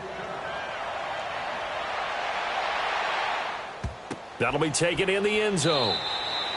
Somebody return that one. He won't. He'll go down to a knee, and they'll start the drive from the 25. Here comes the Seahawks offensive unit. They'll have it first to begin the third. They're down in this game. A chance for the offense, though, to put something on the board, get some momentum here in half two. Try and get things kick-started for them. And you know at the half, they discussed how they were going to get that done. This is where scripting comes into play a lot. And the Niners get there and bring him down. J-Ron Elliott, he's the one to get him, and that's sack number 7 for him on the year. You know, despite the scoreline, I think they've got to like where they are here. They're on the road and just one big play away from getting right back in this game. I'm going to follow right along with you because the spot they're in now is a credit to their defense. They've kept them in it by making the plays that they've made, and that just means you're one big score away from being right back there. Now the question is, can this offense step up and make that play? Because that's been an issue for them in this game. Work to be done here on 2nd and 16 after the sack.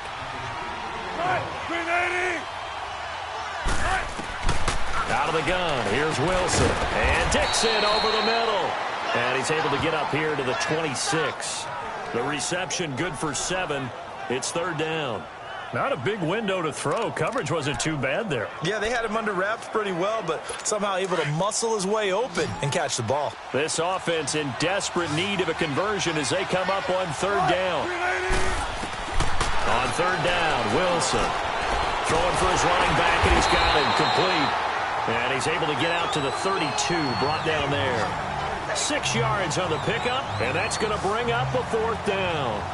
Instead of throwing it downfield, Charles, they just tried to dump it underneath there. Do you like the call? I do. I think it's a high percentage play because you get the completion, and what you're counting on is your back to use his legs and his elusiveness to make people miss and pick up the first down. In this case, it didn't happen. Well, he wasn't too far from breaking that. Officially, give him 15. And out will come the offense as they take over. The 49er offense now making their way out onto the field. Garoppolo going to bring the Niners up here 1st and 10 at about the 32. 12, fellas, here we go. 120, 180. They'll start on the ground with Breida. Found a little room there as he's up to about the 37. It's a pickup of 4, and it'll bring up 2nd down. Third quarter and you've got the lead. You're not ready to go into that 4-minute offense to close the game out, but a running game can really benefit your team right now. 21, here we go. 4 down, 180, 180. They run again with Breida. And he'll be brought down right at the 45-yard line. It's an 8-yard pickup and leads to a new set of downs.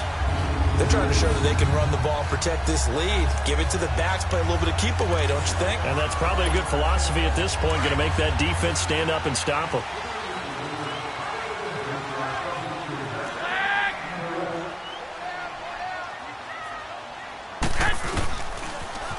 Now they'll run it on the toss. And the second wave of tacklers is going to get him as they stop him behind the line. It's a loss of a yard there, and now 2nd down. 21, here we go. Right there, 54 Mike. 6. Now they'll throw with Garoppolo. Over the middle, and he's got Goodwin complete. And he'll be taken down across the 50 at the 45 in enemy territory. Garoppolo to Goodwin there for a 49er first.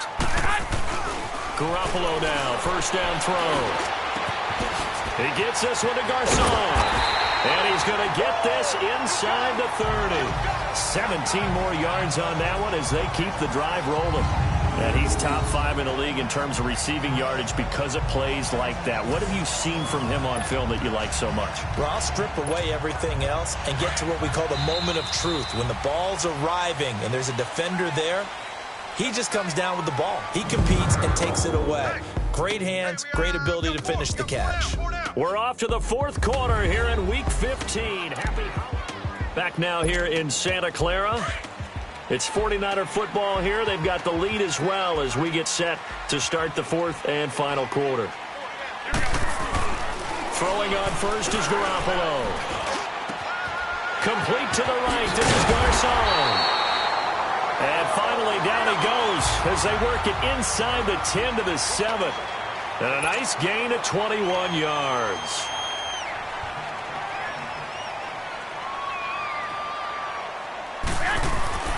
Again, they'll throw with Garoppolo. Looking for Garcon. He's got it. Touchdown 49ers. Pierre Garcon hitting double digits with his 10th touchdown of the season. And the 49ers add 6 to their lead. And this is what coaches talk about, never being satisfied. No matter what the lead, always trying to increase it. You never know what can happen in this NFL.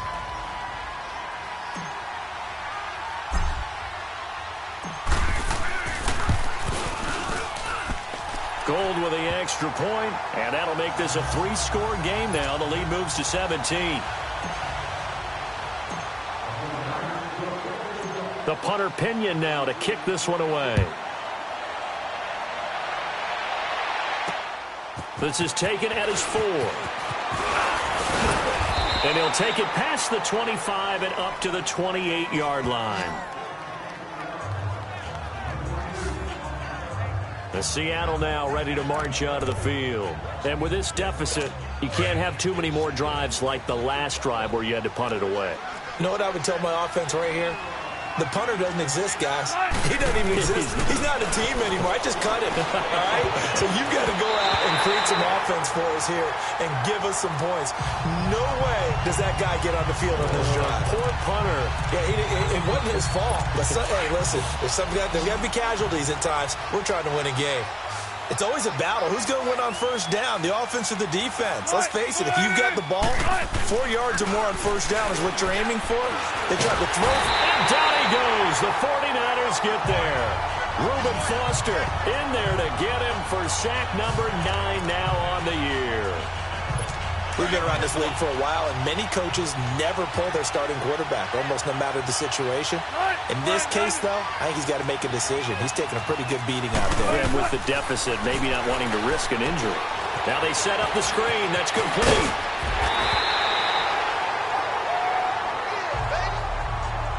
Now we're going to get a timeout here as it looks like there's a Seahawk injured on the play. Well, he gets attended to. We'll step aside.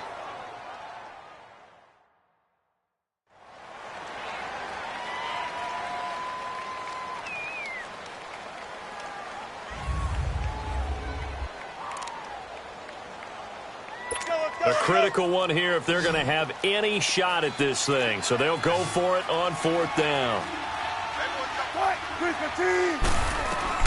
As expected, they're going for it to keep the drive alive. And it is incomplete. Pete Carroll rolled the dice, but it didn't work out. And the Niners take over in terrific field position. Well, at this stage of the game in the second half, down 3 scores, I guess they felt like they needed to push. And let's face it, with this deficit, if they give up another score here after they didn't get it, does it really matter? Right. It really doesn't. They had to go and try and make something happen if they had any chance of winning this game. Now they'll run it on the toss. Oh, he shifts past him, and he'll get about 3 as he's brought down to the 28. Well, that's a pretty good drive starter right there. And I don't know, partner, if you're even thinking about sitting on the ball right now. They may just want to run their regular offense. In plus territory. And as an offensive coordinator, you don't want your team to go into a shell, do you? No, you really don't, because as soon as you take your foot off the gas, it's real hard to put it back on and mash it, because once everyone's emotions come down, hard to start them up again. So I think he may want to keep them cranking high right here.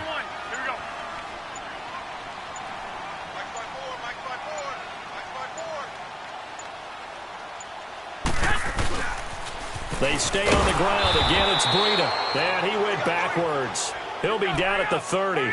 It's a loss of 2. Now 3rd down.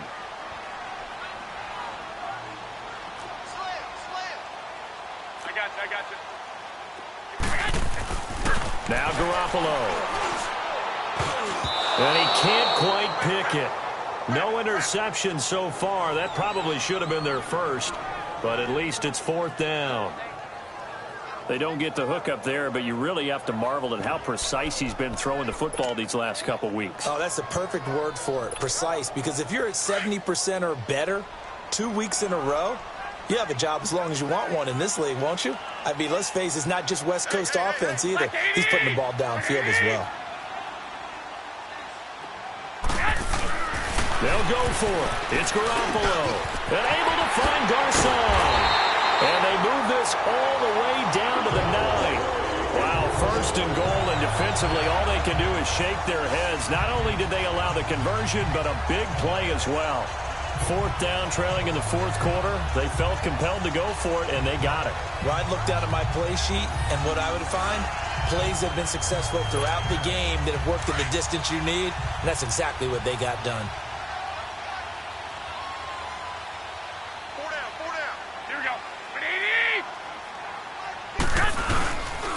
They'll try and run for it on 1st and goal. And he'll take this from the 9 down to about the 7. Defensively, pretty good start there with their backs against the wall. That's a win for the stop troops right there. And if I'm them, I get a little bolder now. They won the first battle. Keep coming after them. Put the pressure on them. Here we go. 180. They get it to him running left. And a good display of footwork will only get him just inside the 5 to the 4. Give him right around 4 on the carry. We'll see if they want to keep pounding here on 3rd and goal.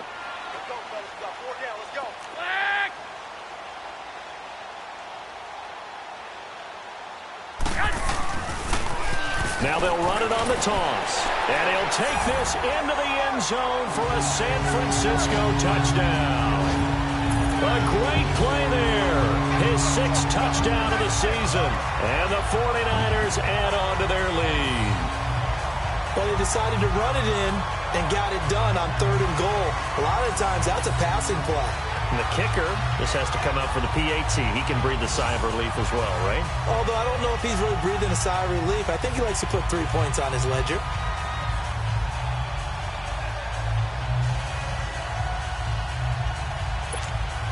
Now Gold for the extra point.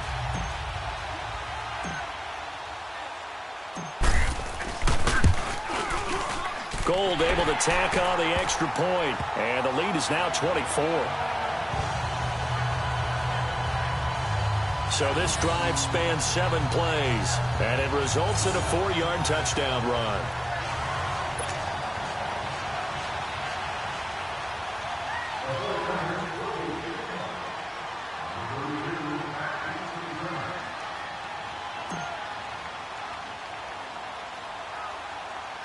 The punter Pinion now to kick this one away.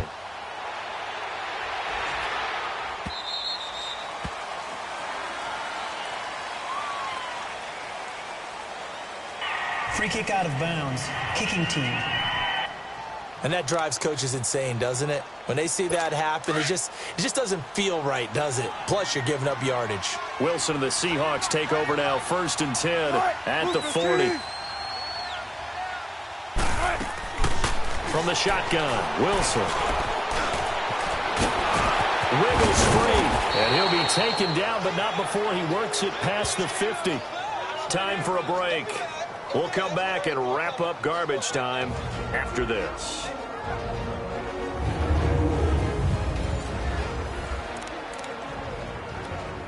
So it's Seahawk football as we march toward a conclusion. And let's see what they've come up with offensively after having time to talk it over. On 1st down, Wilson completes it to Dixon. And he is tackled inside the 40, not quite to the 35.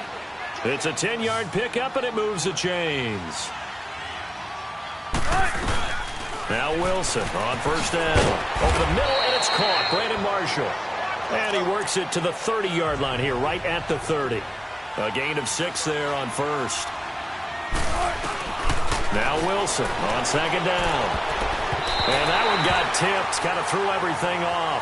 It brings up 3rd. Partner, we've been lucky enough over the years to watch Richard Sherman work out in practice, training camps, and I always come back to one thing. The intelligence in which he plays his position.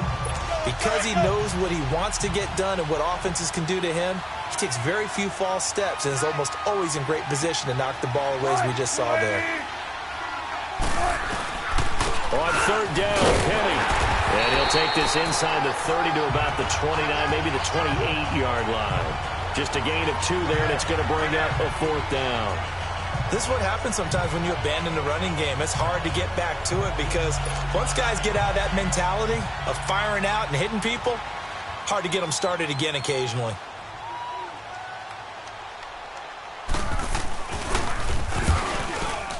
And Janikowski bangs it through, and high fives for that one as that drive ends in 3.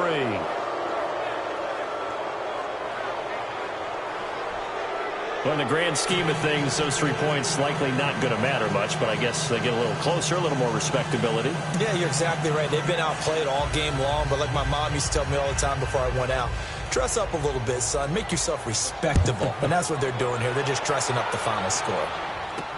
That's fielded in the end zone. And no run back here. This will be a touchback, and it comes out to the 25-yard line. Yet again, Pierre Garçon and company gearing up to take the field. And I know that they've double-teamed him a couple times, but not a ton. Whatever they're doing isn't working. He's up over 100 yards. We'll see how they adjust. And when they do that, they weaken their defense in other places as well. And how many times have we done games where we've seen a guy have a big game like this? But it's usually not by himself, is it? Right. Usually it opens it up for other people to have big games as well.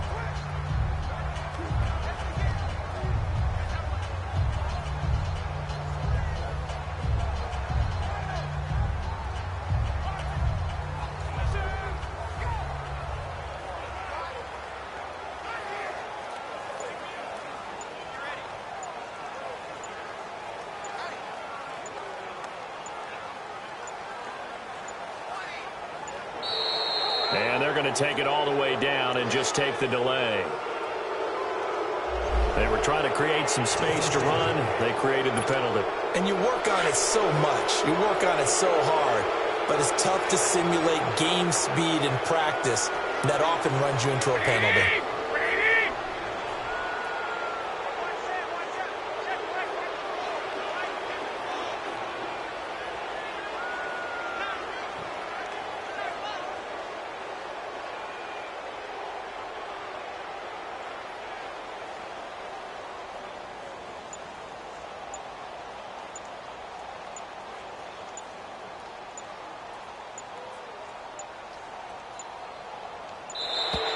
And boy, again, they won't get this off in time.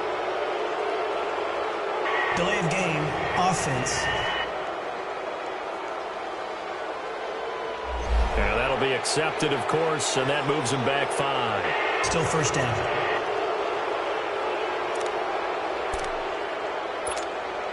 Successive penalties have them looking now at a 1st and 20.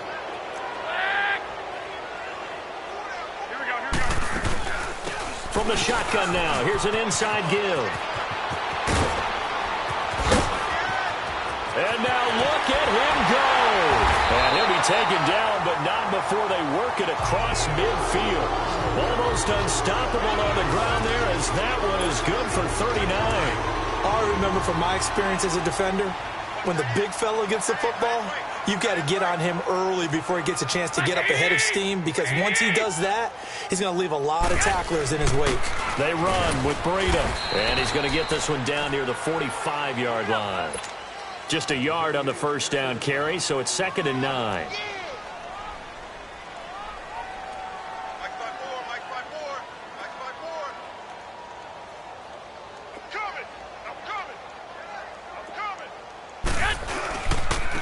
Here's Breida. Oh, a heck of a move. Man. And able to break one tackle, but then quickly brought down. And, Charles, I think when the schedule comes out, all teams, no matter where they're predicted to finish, talk about protecting your home turf. They were able to do that here in this one. Similar to a tennis match, right? Not letting them break your serve. That way you hold on to it. They got it done, and they feel very good about that victory. So for the Niners, their battle to finish 500 gets a slight lift as they move to 6 and 8 on the year. And they'll get to stay put for a few days as they'll host the Chicago Bears next week. Meanwhile, for Seattle, this was basically just an exhibition game for them as they'd already clinched home field advantage. And they'll get a home date next week against the Kansas City Chiefs. So for our entire crew, alongside Charles Davis, I'm Brandon Gaudin. Thanks for watching, everybody. We'll see you next time.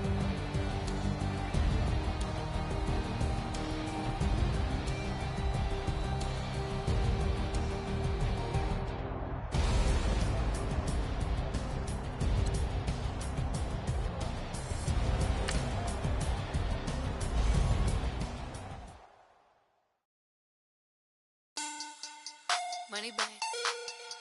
Money back. Money back. Make it like a money back. Money back.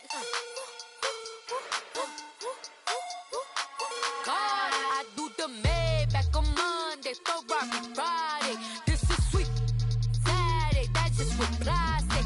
I said, babe, it's, he said it's a, them pretty, you look like Beyonce, looking like money back, money back, money back, money back, money back, money back, yeah, money back, money back, money back, money back, money back, he can tell from the front, I got it behind me, and I park my Bentley truck on my Versace driveway, looking like money back, money back, money back, money back, money back, money back, money back, money back, money back, woo, money back, money back, money back, with me pretty too, they look like bridesmaids, and they all think so, don't be talking sideways, he said you look like this. He makes sure he put Cardi down on his list. Now why this? When I look at my snap, I take your man and I won't give him back. I just walk into the booth and attack. I hit this guy in the roof will collapse. I've been broke my whole life. I have no clue what to do with these racks. Baby lay, waist snatch, that shrink back. Got lips like Angelina, belly truck tangerine, jumping on my. That's why they call it trampoline. Back on Monday, throw rock Friday. This is sweet Saturday. That's just what I say. I say, babe, it's a. He said it's a. Them pretty. You look like Beyonce. Looking like money back, money back, money back. Money back, money back, money back. Yeah. Money back, money back, money back. Money back, money back. He can tell from the front. I got it behind me, and I park my Bentley truck on my Versace driveway. Looking like money back, money back, money back. Money back, money back, money back. Money back, money back. You have an injury from the last game. See how long they'll be out. They look like bridesmaids, and they all so don't be talking sideways. Salty, they sodium, they jelly, petroleum. Always talking in the background, don't never come to the podium. Chef Cardi B, I'm up. I see you at the again. Why you was sleeping on me? I'm in 40 bands by 4 p.m. Baby, take it. Scouting points are earned every week. Use all your points, as a portion of the remaining points will be lost when you advance the week. What this hate is about? How you go your man with my name in your mouth? I do the back on Monday, throw rock Friday. This is sweet Saturday. That's just what I say. I say, babe, it's a. He said it's a. Them pretty. You look like Beyonce. Looking like money back, money back, money back. Money back, money back, money back. Yeah. Money back, money back, money back. Money back, money back, money back. He can tell from the front. I got it behind me, and I park my Bentley truck on my Versace driveway. Looking like money back, money back, money back. Money back, money back, money back. Money back, money back, money back. Woo! Money back, money back, money back. With me pretty too, they look like bridesmaids, and they all gang, so don't be talking sideways. Sideways, sideways.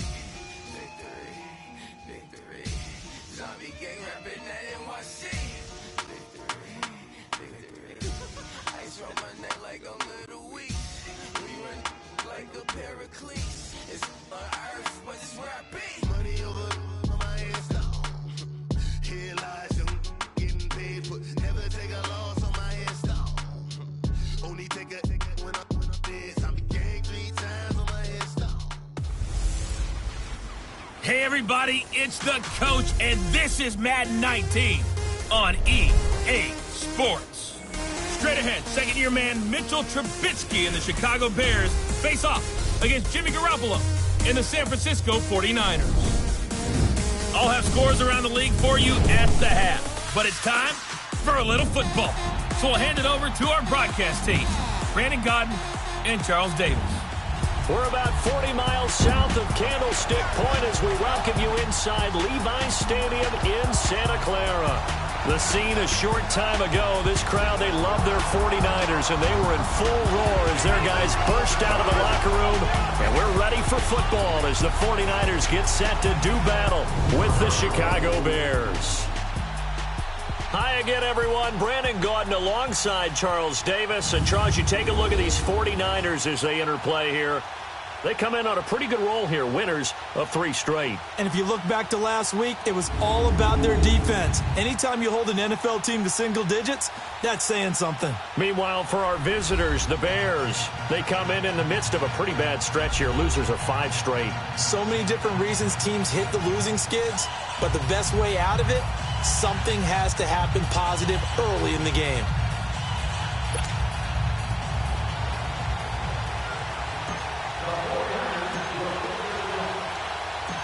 The holiday season is upon us. We've got the gift of the NFL as we're underway here in Week 16. On the return, it's Tariq Cohen. And it's a pretty good return here as he'll get it up to the 29-yard line. So here are the Bears now for their opening drive. They'll be led out by their 6'2" QB out of North Carolina, former number 2 overall pick. It's Mitchell Trubisky. Okay, just to make sure I'm clear, you have not voted for NFL MVP yet, correct? I have not. I always wait till the end. I always wait till the end. I do the exact same thing, but let's just be honest here. Does he still have a shot? Here we are, week 16. Yeah. He's in the race, but is he really there? Yeah, I think he needs a little help. It's fringe. Don't you agree? I agree. I think he needs a lot of help. People have to play poorly down the stretch around him in terms of the other people who are the candidates, and he needs to be absolutely beyond spectacular. I think it's going to be really, really tough. But you know something? Being his team MVP, that's not such a bad thing, is it? No, and he has been great for this team, no doubt about it. And right away, he lost the football. And this is going to get out of bounds, so they will gain a bit of yardage on the play, actually, and they'll hold on to the football as well. I don't know about you, but I could hear and feel the sigh of relief all the way up here in our booth. That was palpable. The sideline, the friend there. No doubt about it. Ball goes over the sideline, able to retain possession, no turnover. I know his coaches are screaming, just hang on to the ball, man.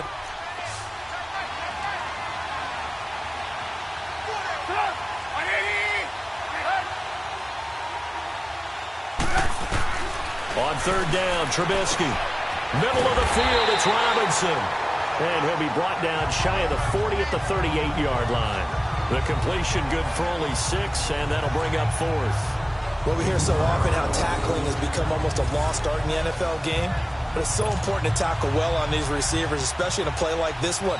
Third down, they gave him the underneath stuff. You got to go up and make the tackle right away. He punted 3 times in the loss last week as he sends this one away. And that one hits a little too close to the goal line, and it continues into the end zone for a touchback. So here's the first drive now for the 49ers. They'll have Jimmy G calling the shots. Grew up in the northern suburbs of Chicago, went to Eastern Illinois. Jimmy Garoppolo. And it felt like in watching the game tape, he got everyone involved last week. He was a manager. He really was. That's a great way to put it because they ran the ball some. They threw it accurately. 1 touchdown pass, so he didn't, break the bank doing that, but he didn't throw any interceptions. That's the bottom line. That's why a defense loves a quarterback like that. Doesn't put them in bad situations. Right over there. Yeah. Mike, 58, right there. 21. On play action, it's Garoppolo. And the hit jarred loose. It's incomplete. The beauty of being able to play a zone defense when you can sit back and see the ball coming out of the quarterback's hands, guess what? Creates a lot of confusion, kind of a muddle in the middle of the field where you can go make a play on the football.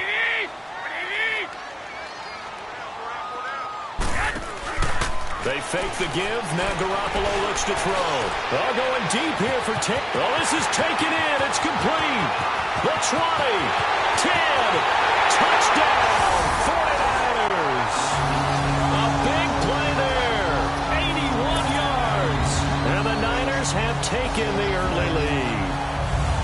As a fan, is there anything prettier than a well-executed post route? No, it's a thing of beauty, especially when it's done like that for a touchdown. The throw, the catch, and how about the run after to get it to the end zone? Robbie Gould on for the extra point.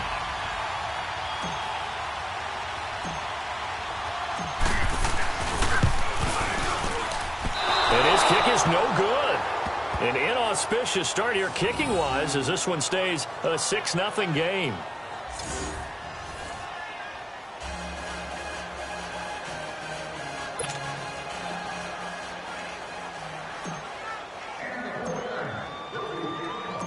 The punter Pinion now to kick this one away.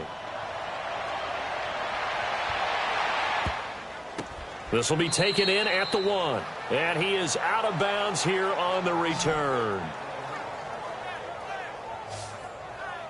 And now Chicago getting ready to go as they take the field. Well, they're going to have to go at least 50, 60 yards here if they want to ensure that they don't have to punt the ball like they did last time. Yeah, so what you're saying is we're not playing to just get out of the shadow of your own goal line, right? You're playing to make sure the punter doesn't see the field again. So it's not picking up a couple of first downs. You want to pick up 5 or 6 first downs and make sure you move the ball into their territory. And they'll bring him down after just a short pickup. The tackle there by Richard Sherman. And a look now at the defensive starters for San Francisco. And when you make an investment in a position, defensive line is a great place to do it, and the 49ers have done exactly that. Solomon Thomas, 2017 draft. Eric Armstead, 2015. DeForest Buckner, 2016. They should be a formidable defensive front.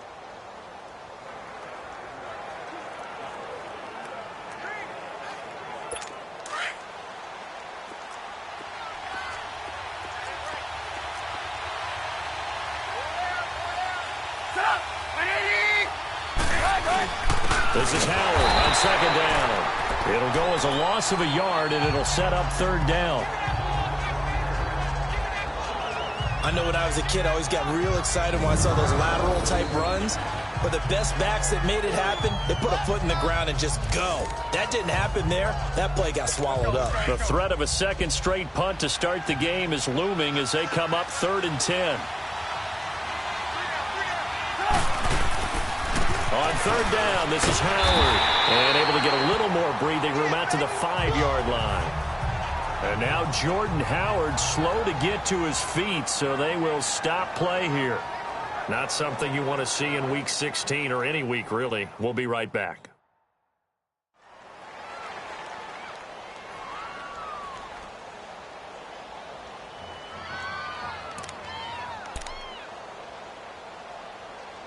Here's Pat O'Donnell now as he'll kick it away for the second time. So a short drop, but he's able to get it out, and this is a good kick. This is taken at about the 14.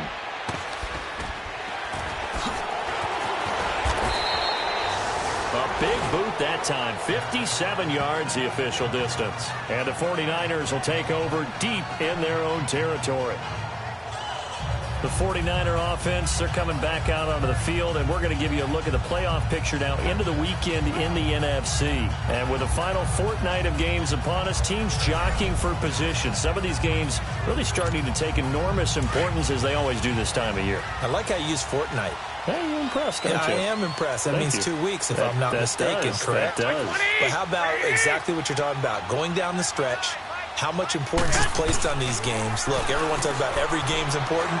When you get to this time of year, maybe that importance gets quadrupled. And that's where we are right now to see who can make their last run, their last push to get into the playoffs. Give him 30 yards there.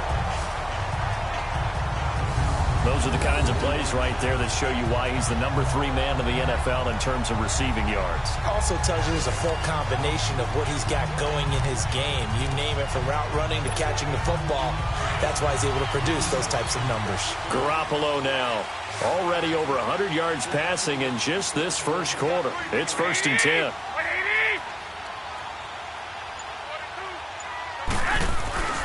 Here's Garoppolo to throw. Rush coming, and he's taken down. Eddie Goldman breaking through to get him for a loss of 7.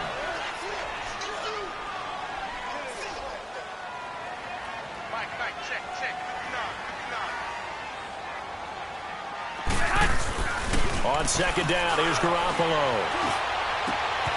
And this is going to be caught. He won the fight for the football. That one goes for 24 yards.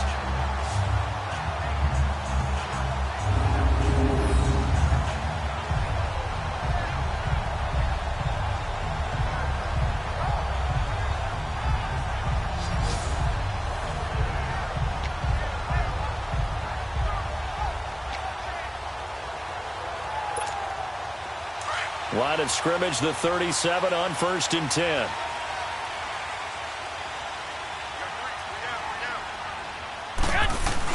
Here's Garoppolo on 1st and 10.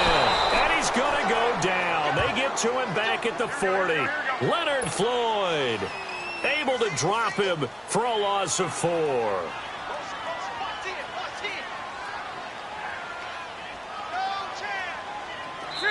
Now whistles come in. We're going to get a timeout here by the offense. They'll have 2 remaining as we step aside here in this first quarter.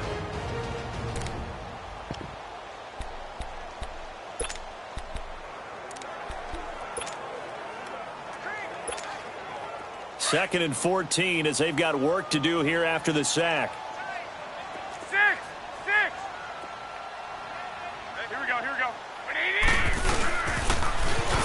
Now they'll run it on the toss. And brought down, but not before they're inside the 25. They give him 17 yards that time as that'll move the chains.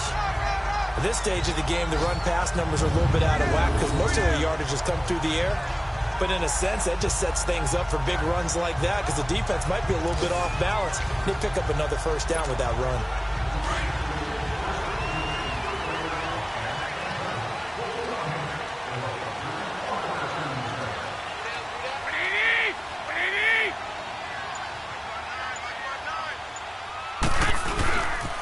Right back to him on first down. Open space inside the 10.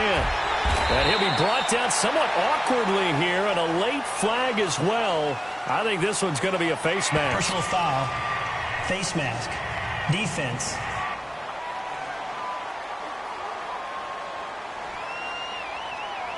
Well, we looked at each other right away. We knew that flag was coming out. And I always enjoy the conversation post because officials always tell you, I don't want to throw the flag, but you caused the play. You did it. I had to. And before they can get settled in here, time expires on the first quarter of action. 6-0 is our score. We're back to Santa Clara after this.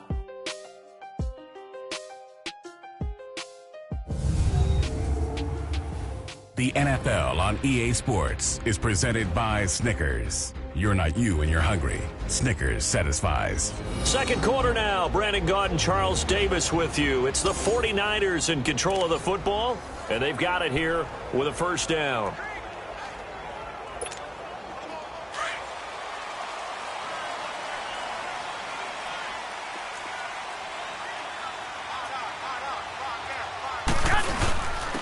That would give to the big fullback, Juszczyk. And across the goal line, into the end zone, touchdown 49ers. Kyle Juszczyk, his 5th touchdown now on the year. And the 49ers add 6 to their lead.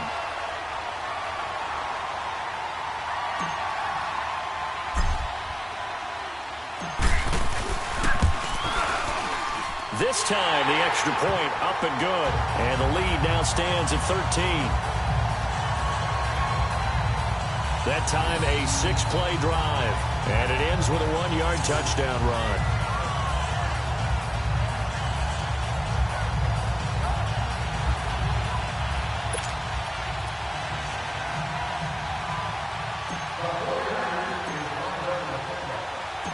The punter Pinion now to kick this one away.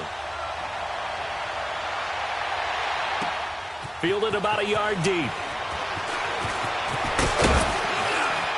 And he'll take it up past the 25 to the 26-yard line.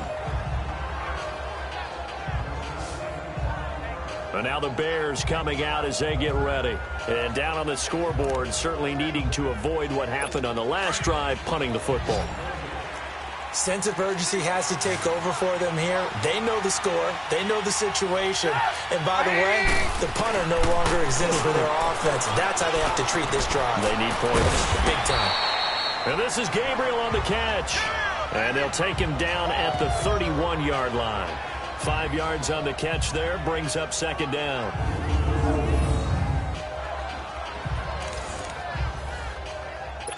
Second and 5 after the 5-yard completion on first down.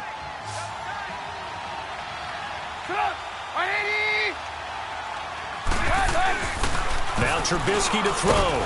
It's a short one here, complete to his tight end. And he's able to take this one up to the 35-yard line. 4 yards on the completion, and it sets up a third down. And, partner, I think that's a great example that not all tight ends are created equal. Because everything was right. Got the completion, but he's not one of the more dynamic guys in the league. So even though he caught it, couldn't turn it into much more.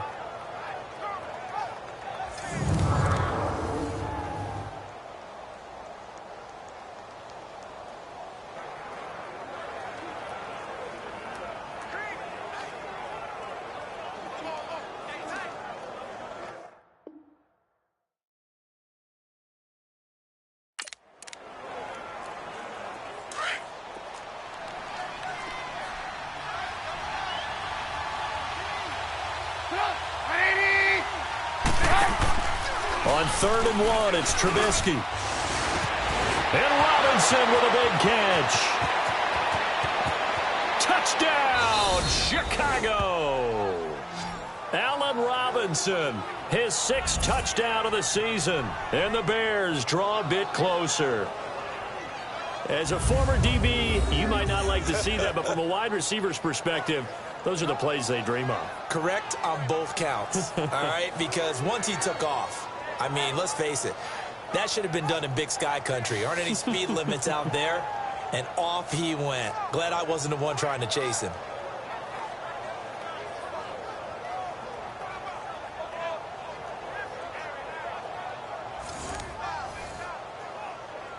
Cody Parkey is on now for the point after.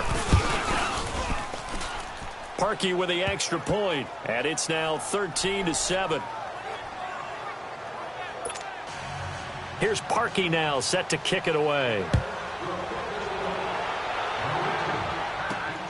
This will be fielded at the 8.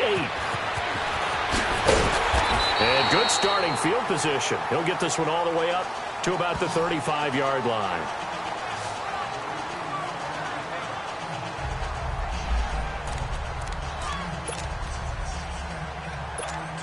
The 49ers offense making its way back out there. And that last drive, a long drive, but not just that. They had a great air attack going. Do they stick with that?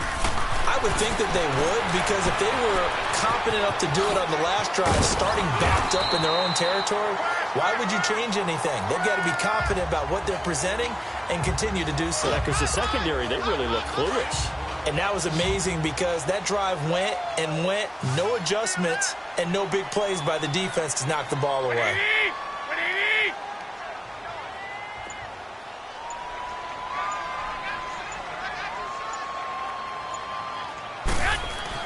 Now Garoppolo throwing on 2nd. They'll try and set up the screen. It's complete.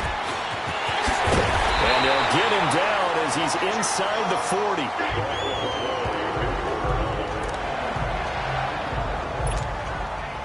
Back-to-back good plays have them on the move on 1st down.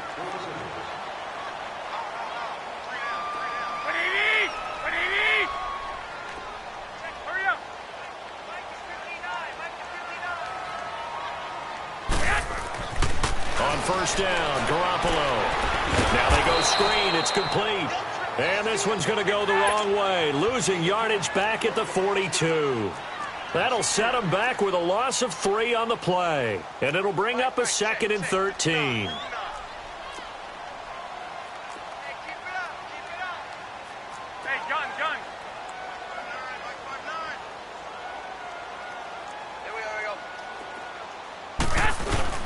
Garoppolo looks to throw once more.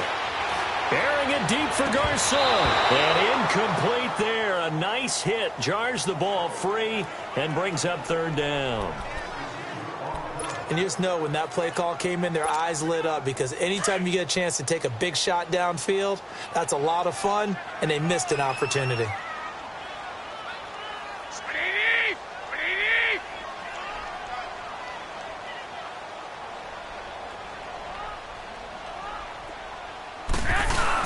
On 3rd and long, it's Garoppolo. He'll rifle this one deep right side. And it falls incomplete after almost being intercepted. A pick there would have been great. The good news for the defense now, it's 4th down. And I feel like my man, Old Mo, momentum might be changing jerseys right now. How about what they just got done? They scored a touchdown their last drive. Now here's a 3 and out. Maybe momentum's getting ready to creep to the other sideline.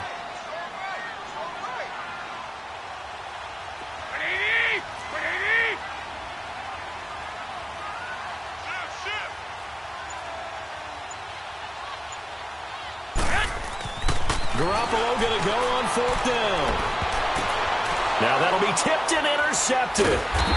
Picked off by Kyle Fuller. And a big turnover there as his guys will get the football back. Oh, timing is everything on a route like this. He tried to drive that football into a tight spot. And if you're a little early or a little late, chances are there's going to be someone there. And sure enough, this one's going the other way. Now Trubisky, and his throw here is incomplete. He was trying to hit Taylor Gabriel that time. That'll bring up second down. And that's one he's got to be happy to have back. There wasn't a hole open in the zone. You'd have to think on early downs like that first down there, need to be a little bit more careful. Yeah, fortunately for him, got a couple more downs to play with. Again on 2nd and 10, it's Trubisky.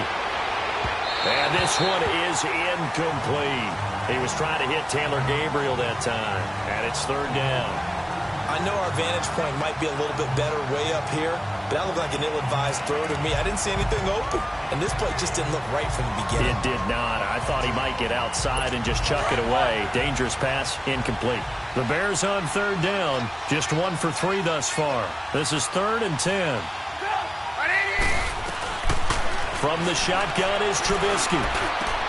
He's going to dump that off to his running back, Cohen. And they're able to bring him down at the 20. Give him 6 on the play, and that's going to make it 4th down. And we see another pitch and catch there to the running back. This position just continues to evolve. They become just as critical to the passing attack as a lot of receivers, tight ends, because their ability to make people miss in the open field can really generate big plays for an offense. Taken from just outside the 30. It'll be a 45-yard punt, and couple that with a loss on the return. And possession will switch hands, 1st and 10. Here comes Jimmy Garoppolo now to lead his offense back out there. He's got the lead here in the 2nd quarter. He's thrown the touchdown, but also an interception. As a quarterback, does that interception, even though you're playing well, your team's got the lead, does that always stick in the back of your mind a little bit? For the best ones, it just upsets them that they did that because they don't think there should be any blemishes on their record. They think that they're way better than that. So your confidence gets tested a little bit. Being able to go back out there, maybe throw another touchdown, that'll tamp that down in a big way. Yeah, because he's looked pretty good to this point.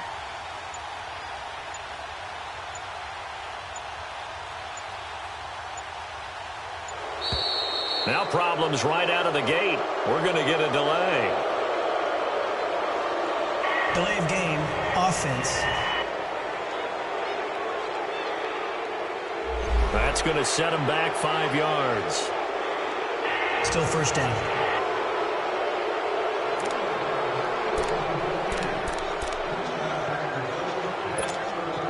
So a little bit of a stiffer challenge now. 1st and 15 following the delay of game.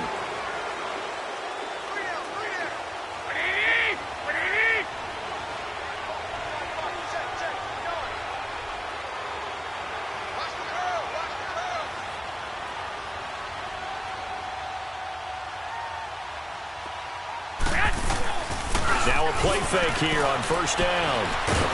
Under a heavy rush, and down he goes.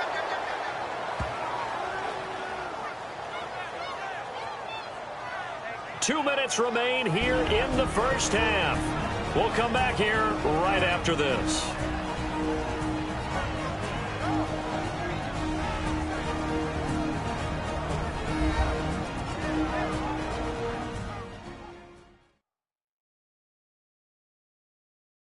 All right, coming up at intermission. Charles, you want to wait to enhance your Saturday? I certainly do. I've got just a thing for you. It's the coach, Jonathan Coachman, standing by in Orlando. He'll be alongside at half to take us through the weekend in the NFL. Sacks, a growing theme in this 1st half. This is 2nd and long. Here we go.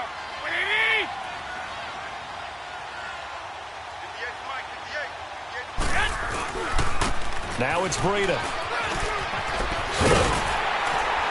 And down he'll go at the 25. Now the Bears electing to call a timeout defensively. It's just their first, so they'll have 2 remaining here before we get to halftime. The Bears have put an extra defender in the secondary on 3rd down. Yep, they're in the nickel. Here we go. I got 15.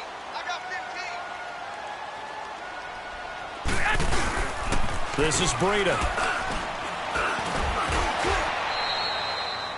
And now the Bears going to signal for another timeout as they'll head to the sideline and talk over what to do next.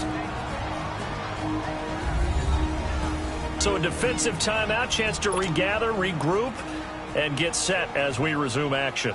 So on 4th down, out comes Bradley Pinion to punt this one away. Tariq Cohen is deep for the Bears. He was only asked to punt once in the victory last week as he sends this one away. And no one there to stop it. Hits at the 8, but it carries all the way into the end zone for a touchback. Now the Bears offense ready to take over again. The crowd may be losing just a little bit of the edge after back-to-back punts. They want some big plays. They want to see some offense. They want to see somebody break away, whether it's through the air or on the ground. Now it'll be interesting to see where the patience is on both sides. Each head coach, can you hang in there and not try and force something that could put your team in some jeopardy? And he's able to get up here to the 26. A gain of 6 there on first. The Bears moving hastily in the hurry-up offense. On 2nd down, here's Trubisky. And his throw is going to be incomplete. Allen Robinson, the intended receiver. And it's 3rd and 4. I know coaches tell us all the time that having a powerful arm isn't the #1 thing they look for in a quarterback. But when you're trying to throw inside routes and you need to put some heat on it, it helps have the big gun. In this case, just a little bit too much.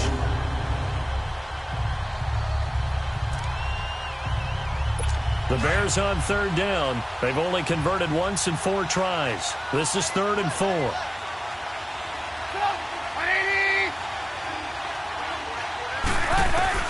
Out of the gun, Trubisky. He'll leave it for Cohen, complete. And he will lose yardage here back at the 23-yard line. It's a loss of a full 3 yards, and it brings up 4th down. Really good defensive effort. They were all over that little swing pass out to the right side before lost yardage. Terrific read, better execution, and done with a lot of enthusiasm, wasn't it? Absolutely. They saw it all the way, ran to the football, and caused a nice play for lost yardage. A second quarter score, meanwhile, down in Arizona. And the early lead there belonging to the Cardinals. Sam Bradford with 1 touchdown pass thus far. Jimmy Garoppolo and his offense heading back on the field. And maybe he's starting to wave the white flag a little bit. He's playing pretty well. But the pressure, it's got to him. Has to find a way to step around it, step through it, or just handle it. Because, as you mentioned, he's having a pretty good day overall. Just the hits keep coming and taking those sacks. That's not the way that they want to finish a ball game with their quarterback on the ground so much. He'd like to stay upright. When he's been upright, he's been pretty good. Garoppolo now, 1st down throw, escaping the pressure right. And he'll be taken down at the 46-yard line. He'll get 5 out of the scramble. It's 2nd down. 21.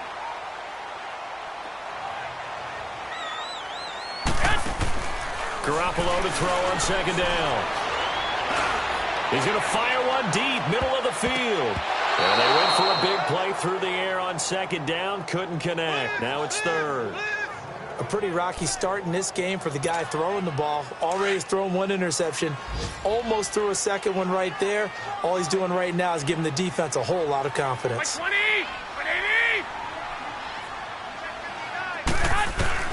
From the gun on 3rd, Garoppolo. And from Garcon. Now hold everything here. We're going to get a timeout by the offense, as they'll stop it with 14 seconds to go in this first half.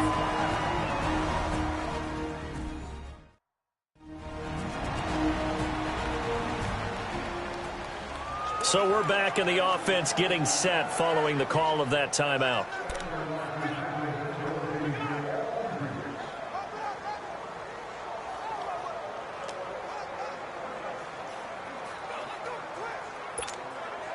So the big play gets them all the way down to the outskirts of the red zone here for 1st and 10.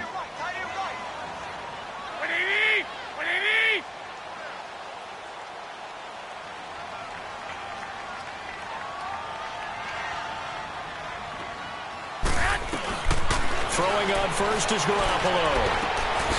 Over the middle to Garcon. And he will be brought down at about the 6-yard line. 17 more yards on that one as they keep the drive rolling. So we've hit halftime here in Santa Clara with the 49ers. We now proceed to the start of the 2nd half. It's the 49ers out in front, and they will get the football first as well as we are back and started in the second half. This fielded at the 2. And he's up across the 25 and down at the 28-yard line. Here comes the 49ers offensive unit as they'll have it first to begin this third quarter. They have the lead. Now they'll be looking for some separation here as we begin the third quarter. I like the way you term that because now I think they go a little bit deeper into their playbook. They like what they did in the first half. That worked okay. But in order to get the separation that you just talked about, change things up a little bit. Change your tendencies, try and hit them a little bit more with some things they didn't see in the first half. We'll see if they do just that. And with the play clock winding down, we're going to get a timeout. It's just their first, so 2 remaining as they burn one here in this third quarter.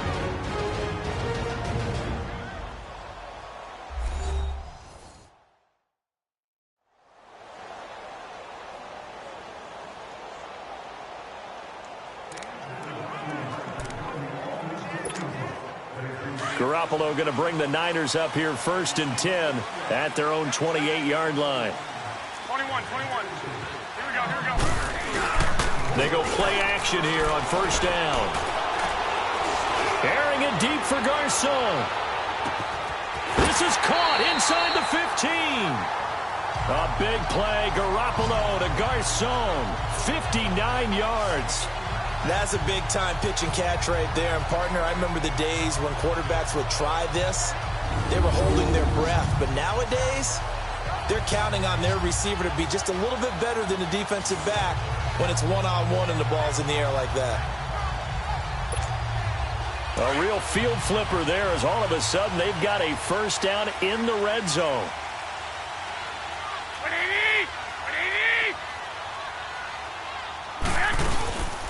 From the shotgun now, here's an inside give. And he'll be taken down here at about the 11. Danny Trevathan there to bring him down. That's someone who's pretty happy right there. That's the defensive coordinator. Body after body getting to him before he can get started.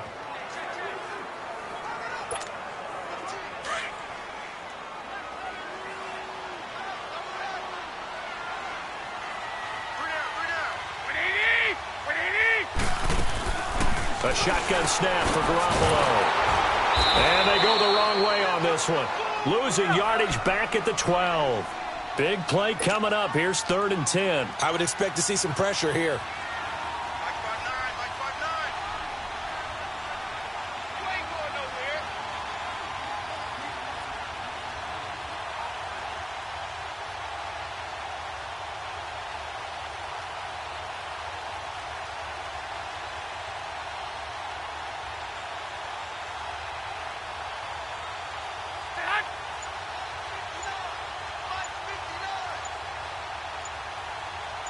And the blitz does come. Steps away to his left. He can run for it, and he will. And now they're inside the 10 as he's brought down at the 9. The decision to tuck and run gets him 3, but that's not enough. Now it's 4th.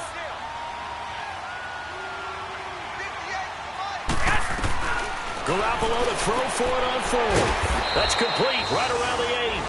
And unable to break away. They stop him a few yards shy.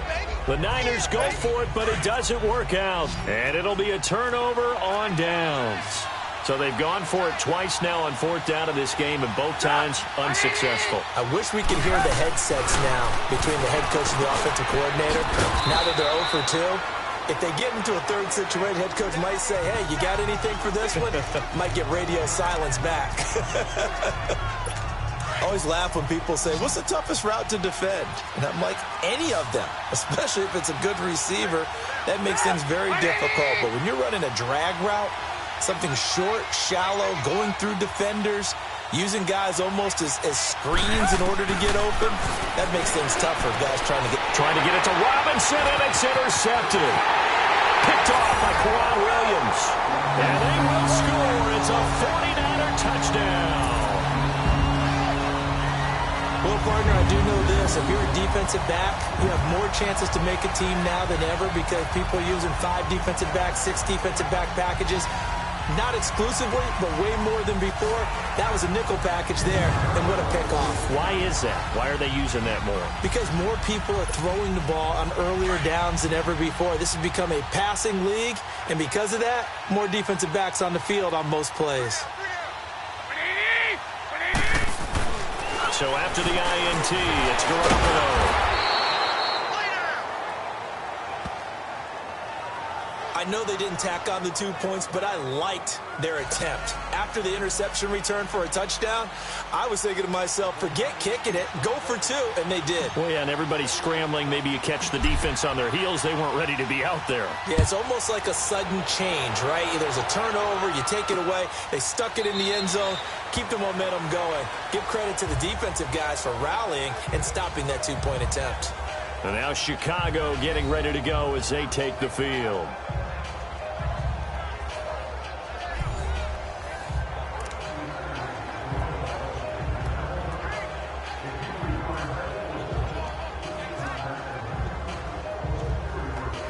Trubisky brings the Bears up 1st and 10 at their own 25-yard line.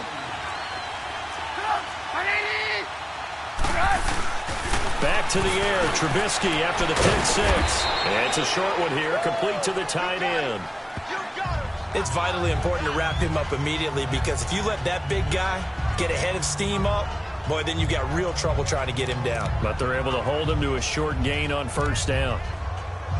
2nd and 6, just inside the 30.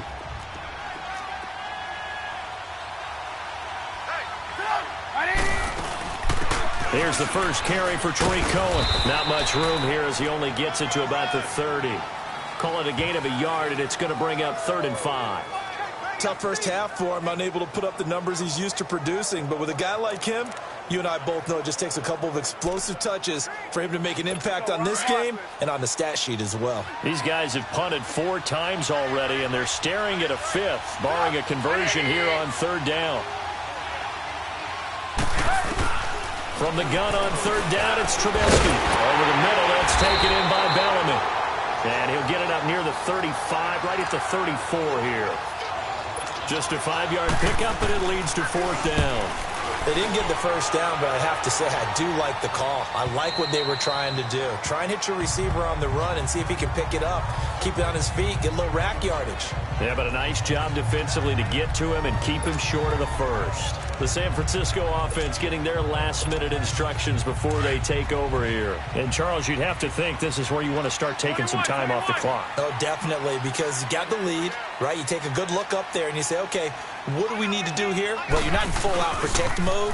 You want to make sure you run it, throw it safe, take some time off, and eat it up. In on the stop, the former Georgia Bulldog, Roquan Smith.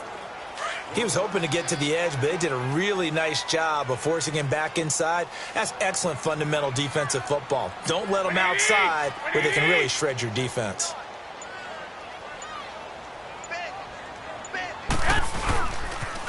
Now they'll run it on the toss. And he'll push forward for about 4 up to the 23. The Niners on 3rd down, 2 for 5 to this point. This will be 3rd and 5.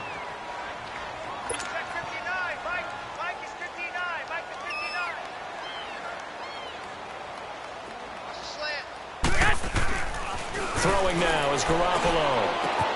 Into heavy traffic, and it's intercepted. Picked off at the 39. And he's able to get it back to right around the 27. Yeah, he's just trying to throw this ball into the hole in the zone, but those windows can open and close quickly, especially in the middle of the field. So if the timing's not right, we'll see interceptions like that one right there. They'll run it now out of the gun. And they've got it in the red zone now, down at about the 19. 7 yards on the pickup there, and it'll leave them with a 2nd and 3.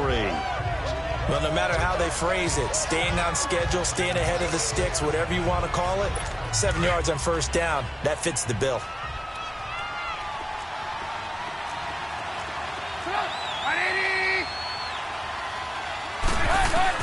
On 2nd down, Trubisky.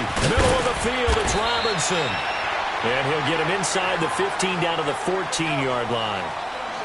1 quarter remains here in Week 16. We'll return with more after this. This is the NFL, and it's on EA Sports. Trubisky now, 5 straight completions here in this second half. 1st and 10. Now they'll run it with Cohen, and he'll fight his way down right around the 12. Give him a couple on the carry there. 2nd and 8. I know the scouting report on him is that he doesn't possess the eye discipline to be an elite linebacker. What that means is his ability to read, react, and make a play. But on that one, he looked like one of those guys.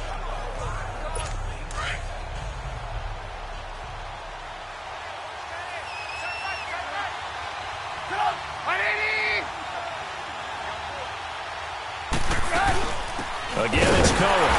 And that one blown up quickly, as he's going to be stopped before he could even get started. That'll be a loss of a yard, and it leads to a 3rd down. We just saw another example of how the defense is winning this game. Really at the point of attack, the offensive line's just getting pushed around. I think now as a play caller, you got to give them a little bit of help. Maybe you keep your tight ends a little bit more. Maybe the running backs help you a little bit with the pass blocking. But you've got to help them get some confidence because you can't abandon the play calling right now. Now Trubisky to throw. He's going to flip one out here to his running back. Now we're going to get a stoppage. Appears to be an injured Bear on the field. Not something you want to see in Week 16 or any week, really. We'll be right back.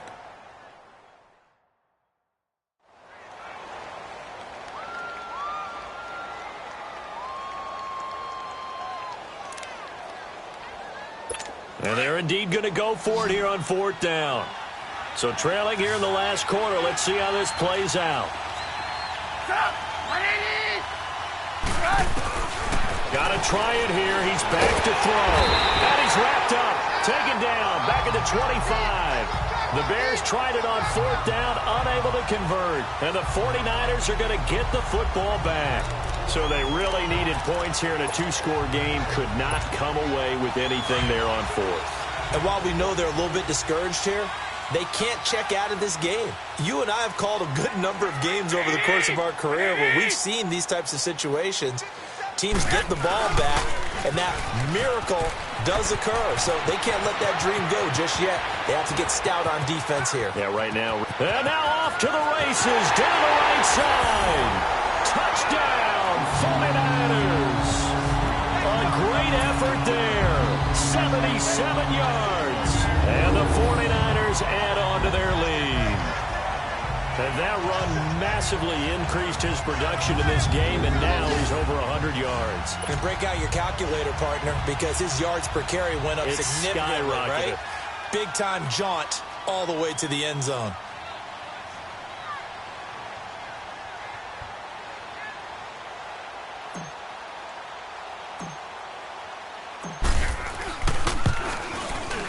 Gold with the extra point, and that will make this a 19-point game.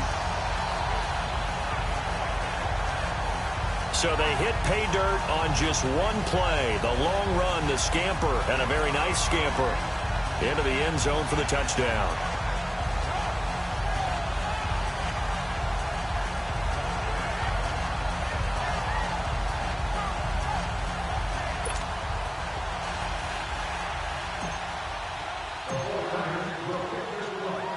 The punter Pinion now to kick this one away. This one fielded at the 5. And a good return as he'll be stopped just shy of the 30-yard line. Onto the field now come the Bears. And last time out, went for it on 4th down, turned it over, gave them great field position, turned it to 6 points, so they've got to recover here, Charles. It's amazing what one decision can do in the chain of events, right? The decision to go for it on 4th down. Caused all of that. It caused every bit of it, but it showed confidence. Hey, I've got confidence in you guys. Go pick it up for them. Didn't happen. Also showed confidence in the defense. They didn't pick up their end of the bargain, so now they've got to come back out and start over and rebuild that confidence. Trubisky brings the Bears up 1st and 10, just shy of the 30. From the gun, it's Trubisky. Into heavy traffic, and it's intercepted. Picked off at the 33. And his crew will take over with a football at the 35-yard line. Partner, we always talk about possessions being at a premium in these games, and now in this situation, throwing an interception here when you have to claw your way back in, that one's going to hurt, and in a big way.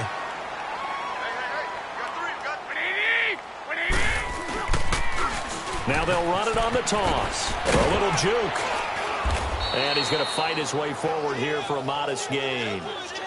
And give him 4 yards there. It'll be 2nd and 6. I'm guessing you'd say this is kind of the key here. Grind out some yardage, work on that clock, see if you can continue to tick it down. Definitely. You want to bleed things out at this point, right? Continue to possess the football, gain some yardage, and put the onus on the defense. Do they have to use timeouts? What are they going to do to stop you? You're taking charge.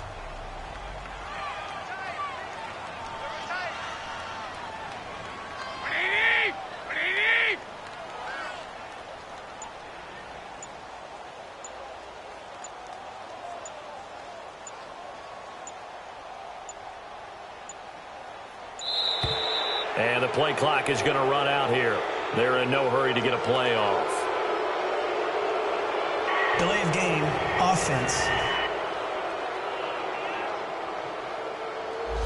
And that'll set them back 5. 21.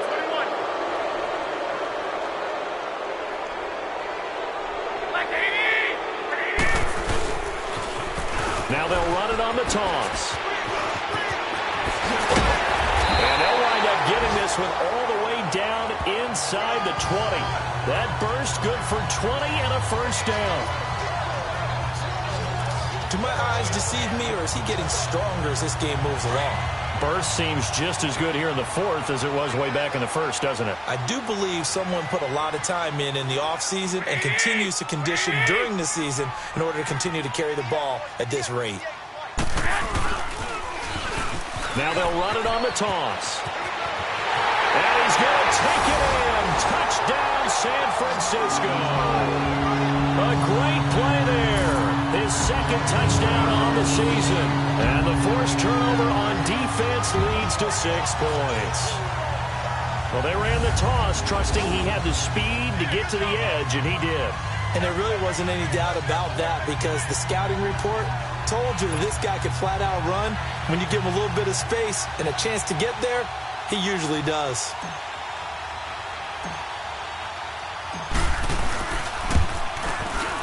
Gold able to tack on the extra point, and that will bump the lead up to 26. The drive there only spanning 3 plays, and it was all finished off by the 17-yard touchdown run.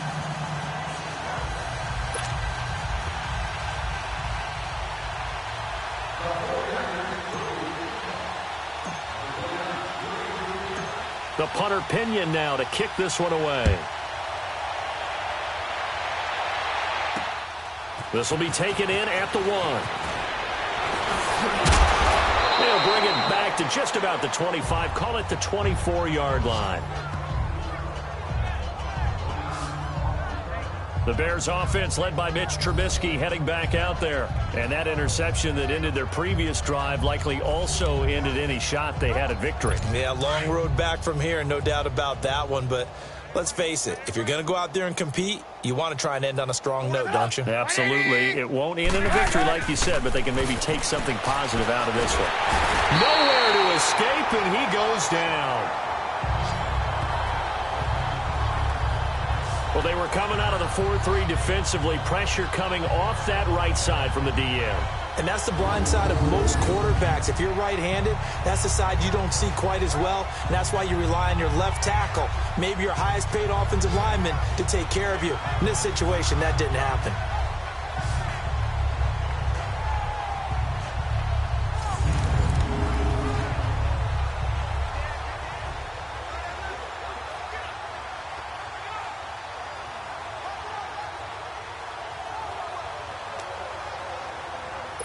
Protection certainly going to need to be a bit better here on 2nd and 16.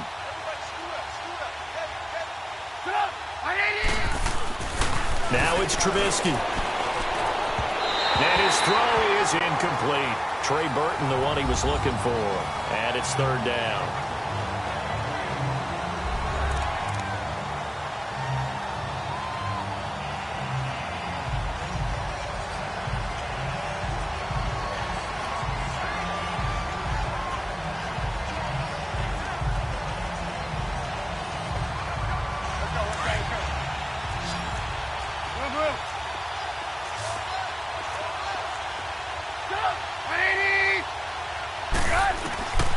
Here's Trubisky to throw. To the sideline, and wow, what a catch there. He doesn't get a lot, but he was able to get the feet down complete. They stop him for only 3 that time, and that'll bring up fourth down. A nice job of bringing that in, but why was he so close to the sideline there? They had all kinds of room in the flat. A little bit of a lack of coordination between him and the quarterback, because both of them should have seen that room that was available, that space. Stop your route a little bit shorter, put it on him, and let him turn and get upfield.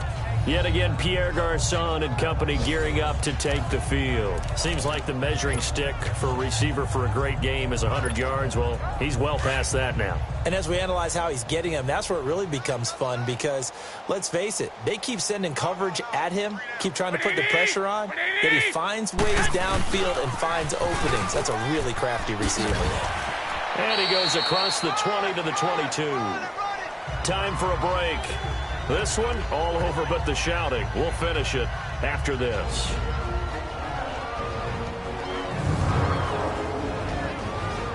So it's 49er football here as we get you reset. And let's see what they've come up with offensively after having time to talk it over. 21. Here we go. Black 80. 80. Now they'll run it on the toss. And he'll get to the 29-yard line, brought down there. 7 yards there, good enough to move the sticks. He's still rumbling, isn't he? Still looking fresh in this one despite the heavy workload. But you and I both know, well-conditioned, and he did tell us that he thrives on being at his peak late in ball games. Now they'll run it on the toss. And for one of the few times here today, this run's not going to go anywhere. No gain on the play there, second down. 21.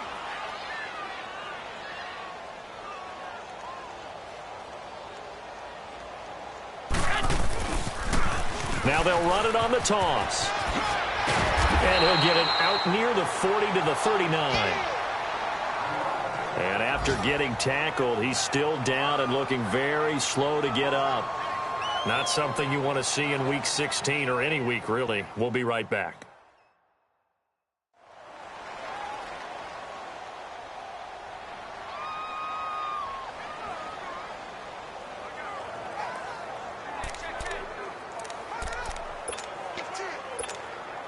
The Niners on third down. They've converted just 2 for 6 thus far. 21. They're up against a 3rd and 1 situation.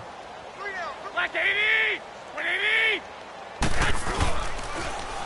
Now they'll run it on the toss. And that play went nowhere. Losing yardage.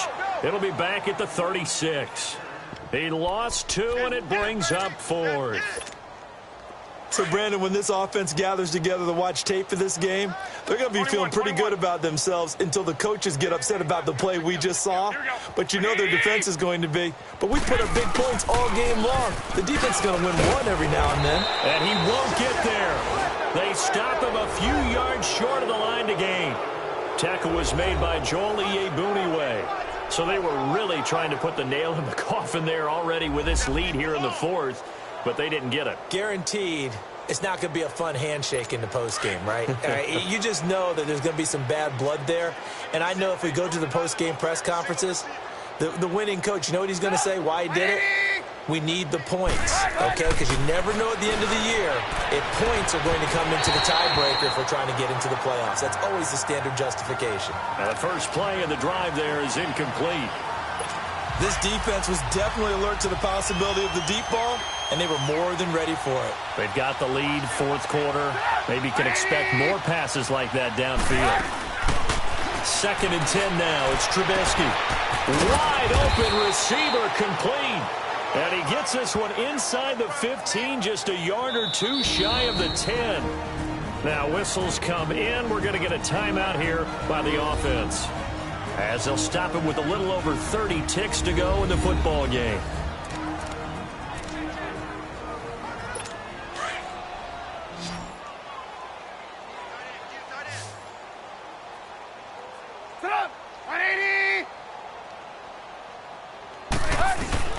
Now Trubisky on first down. And he'll be brought down here at the 3-yard line. Now the Bears going to use the second of their timeouts, as they'll stop it with 25 ticks remaining on the clock.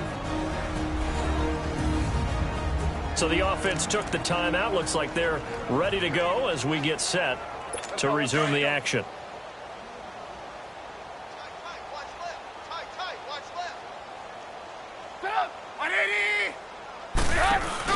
They run play action for Howard. Now Trubisky. And this one incomplete. So the clock stopped now with 20 seconds remaining. Josh Bellamy, the intended receiver, and it's 3rd and short. Brandon, some of those windows to throw the football that exist when you're between the 20s, they don't exist when you're this close to the goal line. But as a former DB, I liked it closer to the goal line. Tighter windows made it easier to cover people, actually. The Bears on 3rd down. Just one conversion in 8 tries. Not good. They need just a yard here. It's 3rd and 1. From the shotgun is Trubisky. Under pressure, down he goes. Sacked at the 10. Now hold everything here. We're going to get a timeout by the offense, as they'll stop it with 17 seconds to go in the game.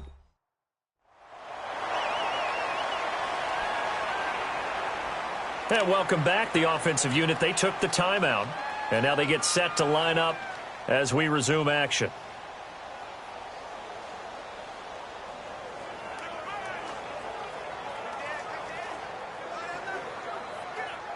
And a field goal obviously means nothing here. They're going to go ahead and go for it on 4th down.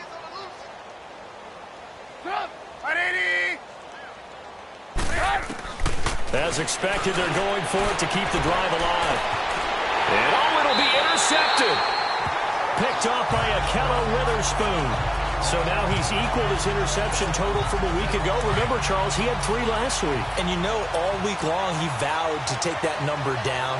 Told the guys on the team, don't worry, things are going to pick up. I've got this. But he is in a major league rut right now.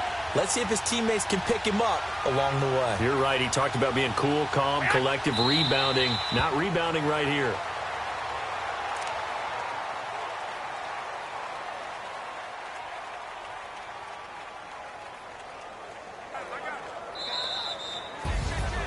And Charles, I think when the schedule comes out, all teams, no matter where they're predicted to finish, talk about protecting your home turf. They were able to do that here in this one. Similar to a tennis match, right? Not letting them break your serve. That way you hold on to it. They got it done, and they feel very good about that victory. So for San Francisco, their hopes of a 500 season stay alive as they move to 7-8 now on the year. And they will hit the road next week to take on the Los Angeles Rams. Meanwhile, for Chicago, they'll be guaranteed a finish of no better than 500 as they drop to 7-8. And they'll be off to Minneapolis next week for a look at new U.S. Bank Stadium and a date with the Vikings. And for Charles Davis and our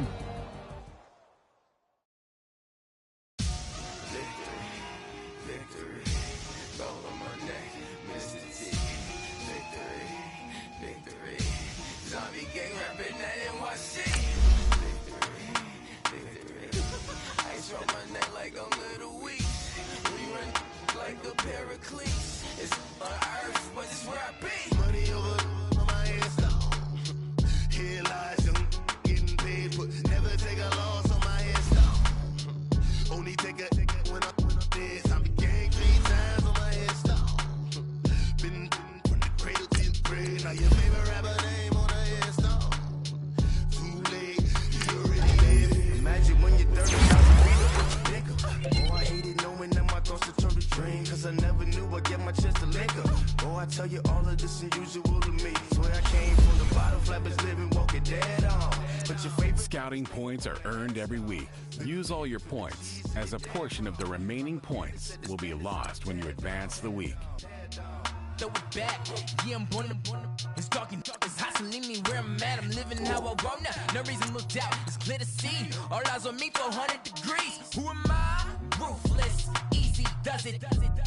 In public, hated or love it. The underdogs with liquor swabs. It was written in my diary, the start of war. I'm feeling infamous, immortal with my technique. A revolutionary shining with diamond teeth. Young Don Cartagena, excuse my demeanor. This the glamour life, you still not a player, you ain't half as nice. I'm born again like